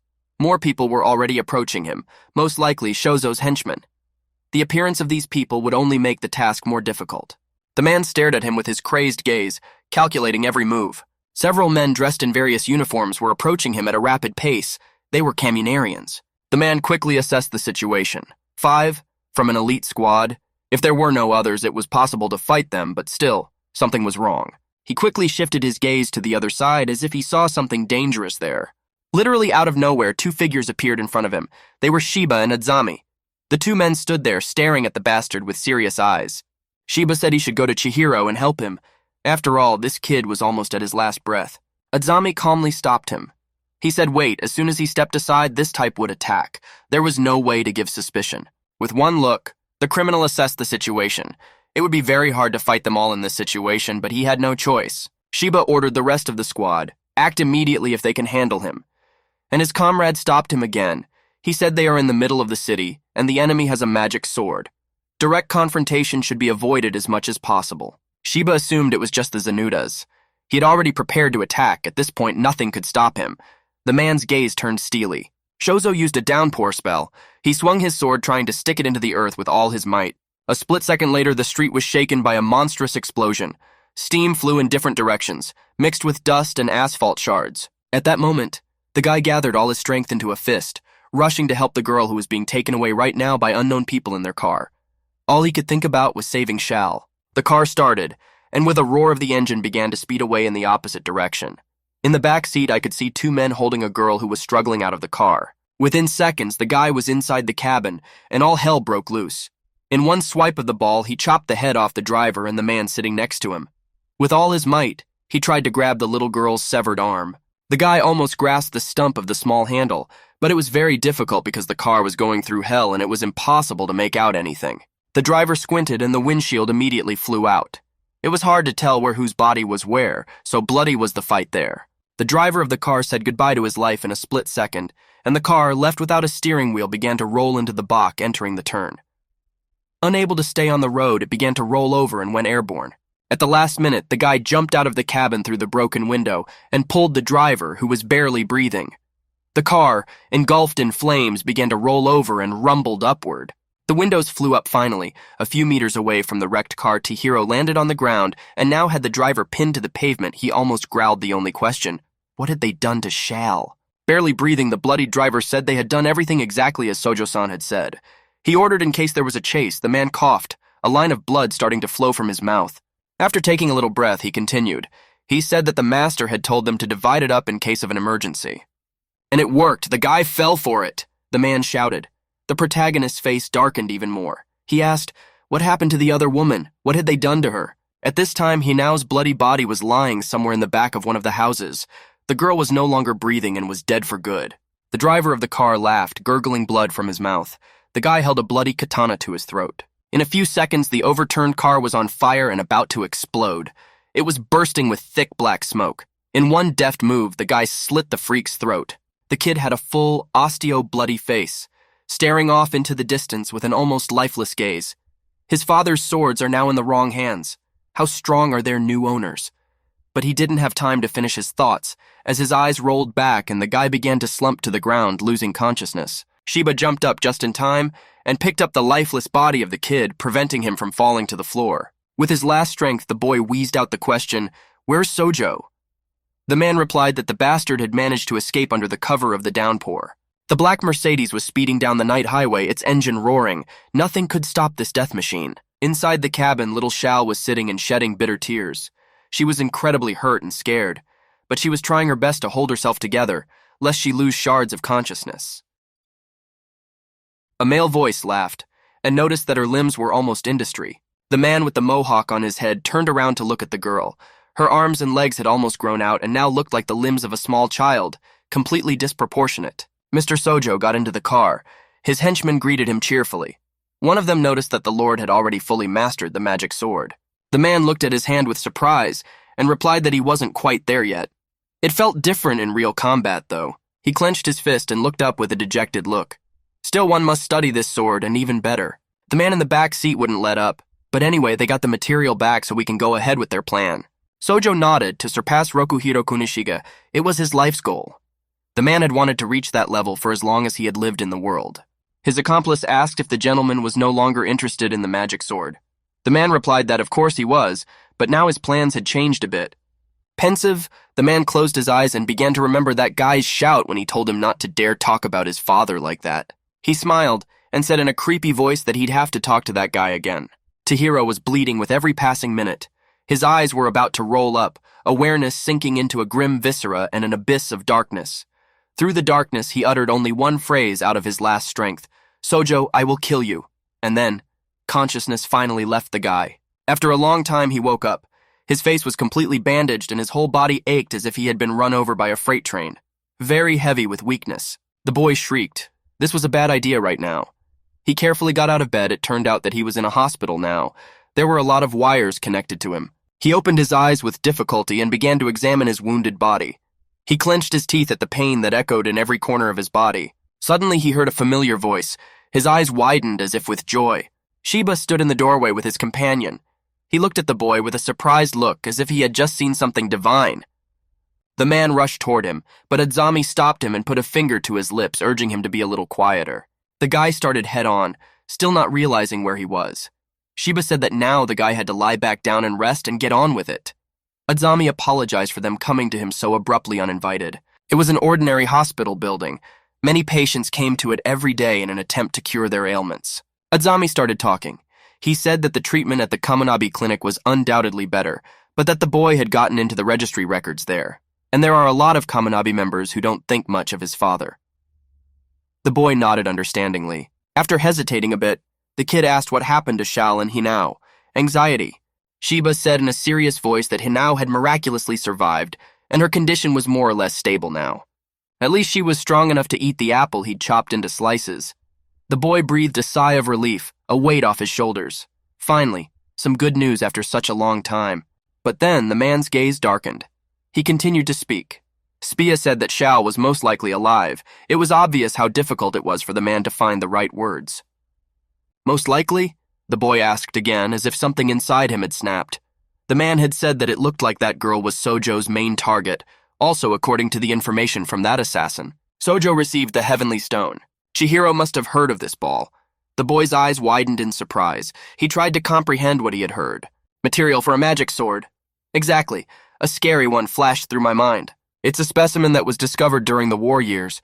Even now, only 250 kilograms of this stone are known to exist. By increasing the spiritual forces hidden in it, one can achieve such a high density of them, which cannot be generated by the human body. Sojo walked briskly into the room and kept talking. His associates opened their mouths in surprise. It's like magic swords. However, the powers derived from wearing the stone are inherently poisonous. The highly concentrated power of the stone gradually begins to seep into the wearer's body. At some point, the body of the stone's owner will not be able to match it. The man paused rhetorically, and eventually the owner of the sword may die. And only one man in this world, Rokuhiro Kunishige, only he was able to stabilize this power. To this day, Sojo has not been able to master the processing techniques that this man possessed. He walked over to another man and put his hand on his shoulder. It was the scientist, and he said proudly that everything was ready. The master nodded affirmatively. They were standing in some large laboratory. In the center of the room was an unknown device with many tubes and wires stretching from it. The order was given to begin. Chihiro all business on his bed. He didn't understand, but after all, it was only his father, who possessed the technique of subduing with the power of stone. How could it be possible? In a heavy voice, Shiba said that as Sojo himself says, the cells of the descendants of the Kiyonagi lineage are the key to stabilizing the force. He's going to use the Heavenly Stone and the girl to create a new weapon. Use, that word imprinted itself on the boy's mind. It sounded like this girl was some kind of thing. In his thoughts, he imagined a poor little girl sitting behind bars in front of a plate of porridge. No one can help her. She is all alone in this cruel, monstrous world and has to cope with all the hardships of life alone. In a plate divided into several pieces was something that looked like food, but it was more like vomit. The girl looked disgusted at what was brought to her. Na had no choice. Either she would eat it now or he would starve to death. Several other people came into the cage, dressed in hospital gowns and shoe covers. She was sitting on the floor and was almost unresponsive. The scientist put her on the couch and began to examine her from all sides, as if she were some kind of guinea pig, although she probably was. One of the doctors said they needed to take her back and undress her. 2 parts calf muscles and the ligament of the knee. They were listing all the body parts they'd need. Well, it was time to begin this hellish procedure. Several doctors crowded around the couch where poor girl was sitting. One of them ordered to take her back to the cage. The procedure was over. The man in gloves took a small vial with an unknown liquid, put it under the glass. The girl was conventionally shoved back into the cage, the heavy door shut behind her with a rumble. In a stern, cold voice, the scientist said, starting the injection, and slid the lever forward. The entire room hummed, and filled with some sort of vibration, the infernal device in the middle of the room began to work. The scientist said that since his boss was using flesh, wouldn't it be better to fatten up the guinea pig? The man asked, what was he talking about? He said indifferently that, after all, you could cut off as much as you needed, the girl would still regenerate. Chihiro sat in his hospital bed, trying to make sense of everything that was happening. He couldn't bear the thought that this little innocent child was about to be used for some inhuman purpose. Hot tears flowed down his cheeks. He gritted his teeth in unbelievable anger. His soul was completely empty. He hadn't been able to save this little innocent creature from the hands of those freaks. But after a second, he came to his senses. The guy immediately asked, where is his sword? He was told that it was kept in a safe place. Shiba apologized to the man and told him that he had been too careless. The man hadn't expected his opponent to not even care about the Kamonabi. Azami said that was exactly what his phrase was before he could say it, as Shiba interrupted him. He looked at his comrade irritably and asked, what if only information poured out on him immediately after waking up from his coma? Would that be cool? In a slightly cheerful voice, the guy said he was fine and they could continue. He was curious. The man continued his story. After what happened, they too began to hastily develop a plan to counter Sojo. A special team has already been formed to fight the cloud carriers. Azami said that the guy was the best at magic swords, so in order for the operation to be as successful as possible, he would like to set the guy up with these people. Chihiro was silent for a moment, as if thinking about the pros and cons. The man said he perfectly understands the guy's wariness but would like him to trust him. Shiba said it's okay. The squad is made up of only Azami's subordinates. They're all good guys. Several men twisted the masked stranger and pinned him against the wall. He had no chance to escape. The girl in a cheerful voice said that now all he had to do was keep quiet. The man in tears cried out in pain. He had been grabbed really hard. Another man said that in the hospital it is supposed to be quiet. They sat down in different ones. The guy with the glasses ordered everyone to be quiet. They needed to finally get down to business by now. The man in glasses smiled and began to speak in a calm and even tone. Shiba had learned the location from Sojo's henchmen, but intelligence reported that he had already gotten the heck out of there. As soon as they find his lair, they'll move in with a decisive action. Until then, they need to refine their plan of action, and he'd like to hear from him. The guy shook his head affirmatively, but he had one condition. In a serious voice, he said that in that case, they would undertake to take him with them to the operation. One of the members of the group looked at him perplexed, a mute question in his eyes. He shook his head negatively. No way, he might be Rokuhiro's son, but they have their own rules. The masked man told him not to be angry at their newcomer. He always cocks his head when he sees someone young and talented. After that, he turned to the newcomer and said that they couldn't ignore the young and talented one. The newcomer heard these words and started to protest, but he was quickly twisted. The girl wondered, weren't there any injured people there, in a battle of magic swords? The man with glasses turned around and asked her, didn't she know about this? The girl replied that when they first drove up here, it was to see huge clouds in the distance. Did he manage to avoid being a victim of such conditions? But why? There was a sense of genuine surprise in the girl's voice. The guy replied in a calm tone that he just took on the entire lightning discharge with the power of his magic sword. The masked man shouted in surprise. He was willing to risk his life saving the civilian ? Thoth laughed. This small is pretty brave.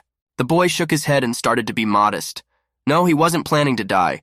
He just thought that since Sojo wasn't very good with the magic ball yet, he had a chance to survive. The masked man did not hide his admiration, but approached the guy almost closely. The guy in the glasses, irritated, said, yes, he's a brave fellow indeed. Shiba cut in and said that the kid was hurt pretty badly himself. The muscles in his left arm were torn to shreds. He needs bed rest for the next month. Hearing those words, it was like he blacked out for a split second. How's that? He can't move at all? They didn't hide their surprise. This guy, even in this condition, didn't drop the sword and continued to fight. The masked man said that unfortunately, they didn't expect to stall their plan for that long. They started the search the same day the guy checked himself into the hospital 5 days ago. The kid grabbed his head. Had he slept for 5 whole days? Grief could be heard in his voice. Shiba shook his head. A horrible guess flashed through the kid's mind while he'd been holed up here. Shal had been suffering all this time. The man with glasses studied the guy carefully. After gathering his thoughts, Chihiro said in a confident voice that he wanted to go with them all the more. The man looked at him through his glasses with a serious, startled look. There was not a hint of pity for his opponent in that look. He said in a serious voice that it was unfortunately their squad's job to kill Sojo, and saving that girl was not their main goal. He pointed his finger at the guy, and he said, but he's a brave man by all accounts, capable of recklessness. He's the kind of guy who'll run away from the ward when sitting quietly is the best option. The man reflected. Perhaps the most dangerous option is to leave it unattended, therefore. The man leaned even closer to his bed. While they were dealing with this criminal, the boy would have to quietly rescue the girl. With his abilities and recklessness, their plan would be perfect. The girl from their squad wryly remarked that they didn't actually have a plan yet, if anything. In a serious voice, the head of the gang asked the boy, "Is he in?" Chihiro looked at him with a serious gaze, and it was obvious from his look that he was ready to rush into battle right now. Sojo's face was full of anticipation, his mouth ajar as if he wanted to say something. The kid's bandaged arm lay on the hospital bed now. He couldn't fully use it, as the ligaments were almost completely destroyed. But then the thought flashed through his mind that the little girl, while he was now sprawled out in the hospital, was locked up and probably suffering terrible agony. In a voice full of confidence, the man loudly announced that he was in. The gang leader concluded that they had already discussed the plan. Now it was time to move on to its realization. His face was just as calmly serious. "We'll have to wait for news of their target's location." He didn't think they'd have to wait long. It was unlikely that the bastard had completely disappeared into the fog. He was probably still doing his trading. Finishing his reasoning, the man turned to the kid anyway. As soon as something was clear, they would contact him first. Soon everyone left the room, leaving the boy alone with Siba. Twaya at the window, the man asked the boy if he was hurt. In pain, the guy nodded his head and said he could move. He looked down at his left arm, except it wasn't good at all. Almost can't feel it. There was only one thought flashing through his mind, that of killing that bastard. Shiba thought that at this moment the kid was terribly annoyed. The man's mind wandered back to his youth. When they were 18 years old, they acted like complete idiots. The man turned his gaze to the boy who was lying in the hospital bed. In a good-natured, fatherly voice, he said that he was a pretty talented guy. Suddenly, the phone on the nearby nightstand vibrated. A few people were approaching a huge, ruined temple. The roof of the temple was almost completely destroyed, whether by explosions or wind. There were several men dressed in dress uniforms sitting at the table. One of them got up from the table and said he was going to take a piss. The other men wryly nodded at him that now he might not come back. He laughed sarcastically in response to them. Sitting around the table, they were grudgingly discussing today's events. Yeah, why do they even need to sit on the lookout? No one would even risk coming in here. The second man confirmed, "Right, there's only one little one here already, right?" And they had hired a few warlocks to guard them for some reason. Suddenly, another man with long hair appeared on the roof like a shadow on the roof. On the steps sat a huge, heavy man with big hands. There was another man standing by the door, holding his katana at the ready. People continued to sit around the table and jokingly talk to each other, although the gentleman himself doesn't even have bodyguards. Another man said that he didn't need them because he was very strong himself. Even now, he's going out alone. The third man worriedly asked where he was going. Apparently, he didn't know. Heavy gray clouds hung over the city, covering the sky almost completely. Small migratory birds flew here and there. Several people were heading towards the entrance of some establishment. The first one walking among them pulled back the curtain and started to go inside. Inside, lying in the pool, was Mr. Sojo. He was taking a hot bath and lying there thinking about something of his own. He remembered the picture of a bloodied Chihiro shouting at him not to speak of his father like that. He couldn't forget that face. The man still couldn't get rid of the thought that this guy was really the son of a great swordsman. The muscular figure of the great swordmaster also appeared in his mind. Well, it was entirely possible, it couldn't be ruled out. A very convincing theory, but the man still had his doubts. He remembered the guy's words when he said that swords were needed to destroy evil and save the weak. Tired of his annoying thoughts, the man leaned back and shouted that this was unthinkable. A few more people came into his sauna. The man who entered said he wished he could say the same thing. He dropped the small suitcase he had brought here for some reason. Sojo looked at the new arrivals with a start. He recognized one of them and asked casually, why did he come? The suitcase contained an incomprehensible device held together by several bolts. Proudly, the man boasted that this was what he had bought the other day. Sojo looked in his direction with disdain and asked, and he personally came to return it to him? In a serious voice, the man said that was exactly what he was counting on. Plus, he said there were markings on this stone and he didn't like being chased. Sojo rolled his eyes and asked if he had succeeded in breaking up the hostile organization. The man nodded and said it wasn't difficult. But then the trouble started. His warlock's body exploded. Sojo looked at him silently. Suddenly the man shifted to shouting. He shouted that this wasn't their agreement. This mage was the backbone of his faction. Sojo said in an indifferent voice that he had warned him about this from the beginning. A wide smile stretched on his face. He said that you could get power comparable to a magic ball for a while, but there would be a big boom in the end. It turns out that it was their own fault. Apparently the man got tired of listening to all this. He said he didn't come here to make excuses and listen. He ordered his henchmen to capture the bastard immediately. It took just a moment for the smell of blood to waft through the air. In a split second, the water in the pool turned blood red. To make matters worse, the entire sauna was stained with blood, and dead people were lying on the floor. Sojo rolled his eyes upward dreamily.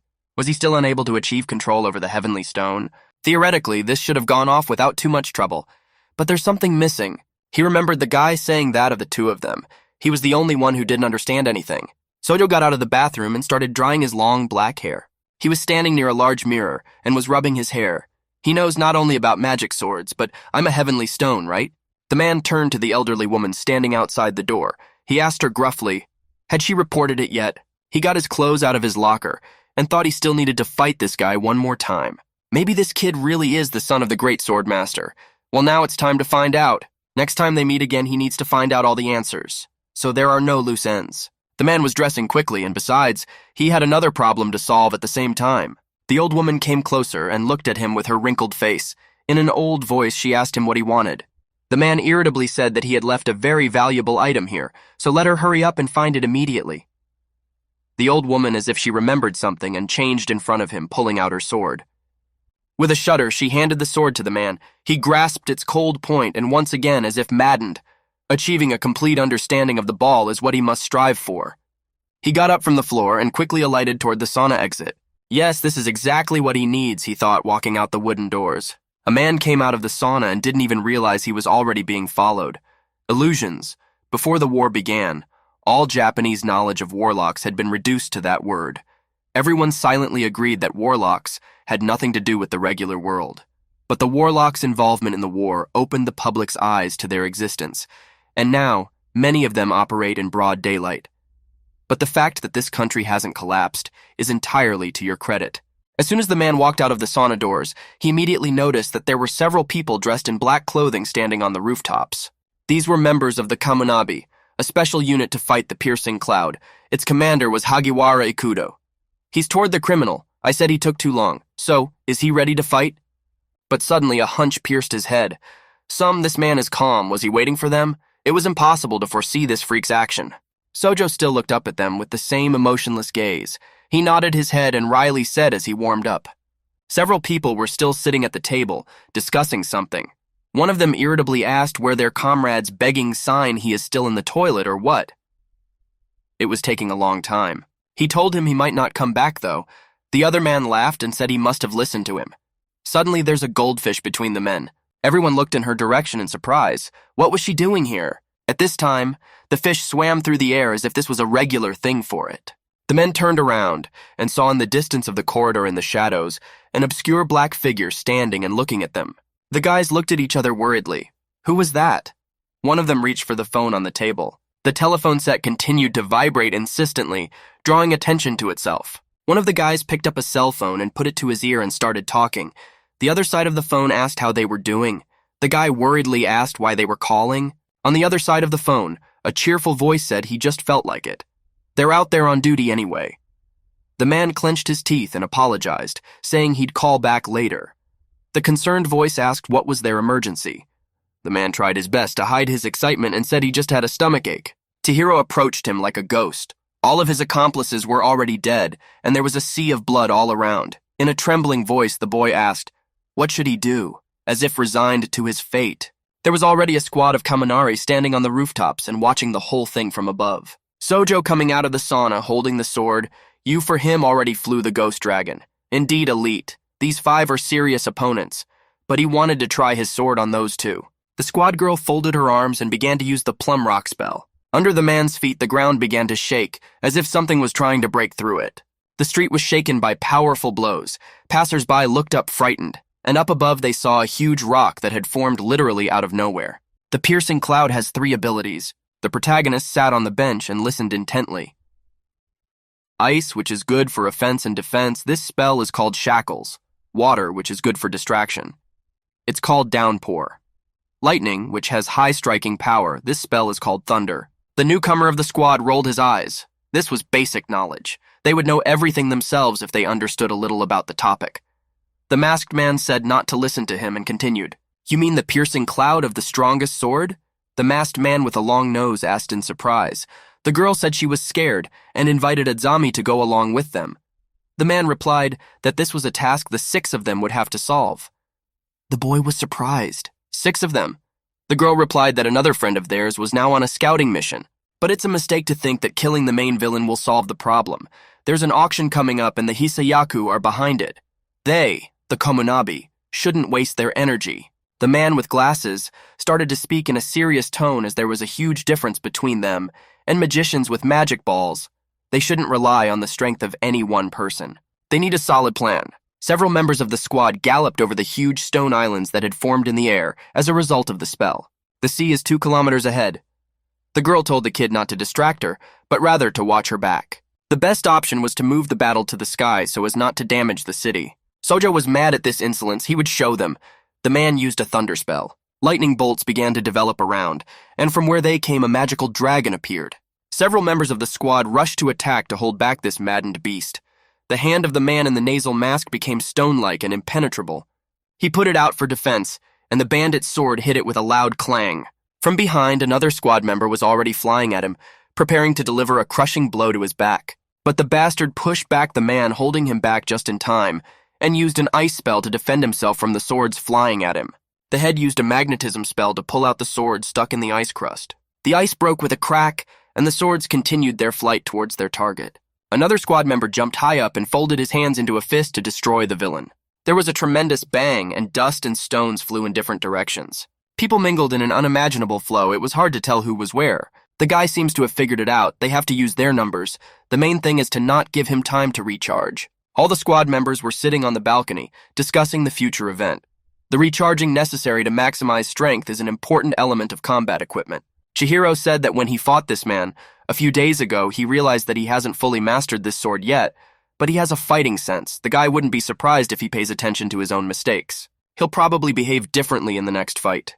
You have to be ready for it. The one who now gets under full attack will definitely die. The battle was unfolding at a rapid speed. The opponents were moving with such speed that it was almost impossible to catch them with human eyes. Sojo looked at them with disdain, and what was so frightening about charging him? What a bunch of losers. These skills don't need to be recharged. The man stuck his sword into the ground and cast a rain spell. A large amount of water appeared around to conceal his presence. Following that, he quickly applied a thunder spell. The magical connection worked, and everyone present began to be hit with electricity. Their faces contorted in grimaces more. They had not expected such a turn of events. Soon they hit the ground and were now unable to move. The squad leader stared at his opponent in amazement. He alternately used thunder and downpour. Utilizing insufficient thunder and a virtually non-recharging downpour, one of the primary combat tactics with this sword. Using the properties of water to conduct electricity, even weak lightning can be successfully attacked. The man with glasses exclaimed in admiration, "How good this sword is! Doesn't it have any flaws?" Chihiro continued to speak with a serious tone. If they didn't give him a break, that person would surely start using that very tactic. In that case, they should take the hit anyway. Everyone exclaimed in surprise, "How can that be?" The kid kept talking. He said as the energy builds up a little, they'll be hit a lot weaker than they were then. Still, that was painful enough. The man in the nasal mask asked, why would they want to get hit? Because their pressure would be relieved and the perpetrator would get a break. The man continued to charge his sword with an energy wave for the next strike. Chihiro said in a serious voice to make it hit with a full-fledged thunderclap. All 3 of them exclaimed in surprise, "This is unthinkable. They are all going to die." The boy said that if they fail, there will be many casualties, since this is the cloud's most dangerous ability. But it has one major flaw. Therefore, should they attack it continuously? Asked the head, so that he would realize that they are afraid of reloading the ball, and then he will get that opportunity. And he fell for it in a big way. The masked man said that, but there's still the problem of the last thunder. The guy replied that their battlefield would probably be packed by then. What they do after that is up to them. Elite squad members. The squad leader loudly commanded everyone to go up, and they all jumped high at once. Sojo looked down at them and said that they wouldn't succeed. The man immediately used a thunder spell. The squad leader in turn summoned magnetism. At this time, the 2 spells mixed together, and it was as if the air itself was electrified. Now there would be a powerful explosion. The man didn't realize what was happening. Was he directing his attack into the ground and raising the water from his downpour? In this case, the entire lightning discharge will go through the water. Although it was not possible to completely block the strike, the plan worked. The squad leader smiled and thanked his opponent. He had prepared everything for them himself. Now he instantly ordered his subordinates to attack him, and together they all rushed straight at the man. At that moment, the perpetrator realized everything was going to hell. The ruined temple still towered with its domes into the night's dark sky. The only entrance that isn't guarded by warlocks is the door on the west side. When one goes to the basement, one will see a staircase leading deeper. The lab where the girl is being held is right there, in the back of the hall minus the second floor. Except there's security. The entrance to it is guarded by several warlocks. The man grinned and said that the boy wouldn't get past them. From the look of him, he's all torn up. How long can he keep overpowering his pain? All right, let him go downstairs and let them finish him off there. At this moment, the main character was like a ghost. His face and body were completely hidden by darkness. Magical swords have a special essence beyond what one would expect. Many things in this science are difficult to explain in words. Heavenly stone, creation of nature, is a source of power for them. On the theoretical limits of possibility. Very much depends on the master of the sword.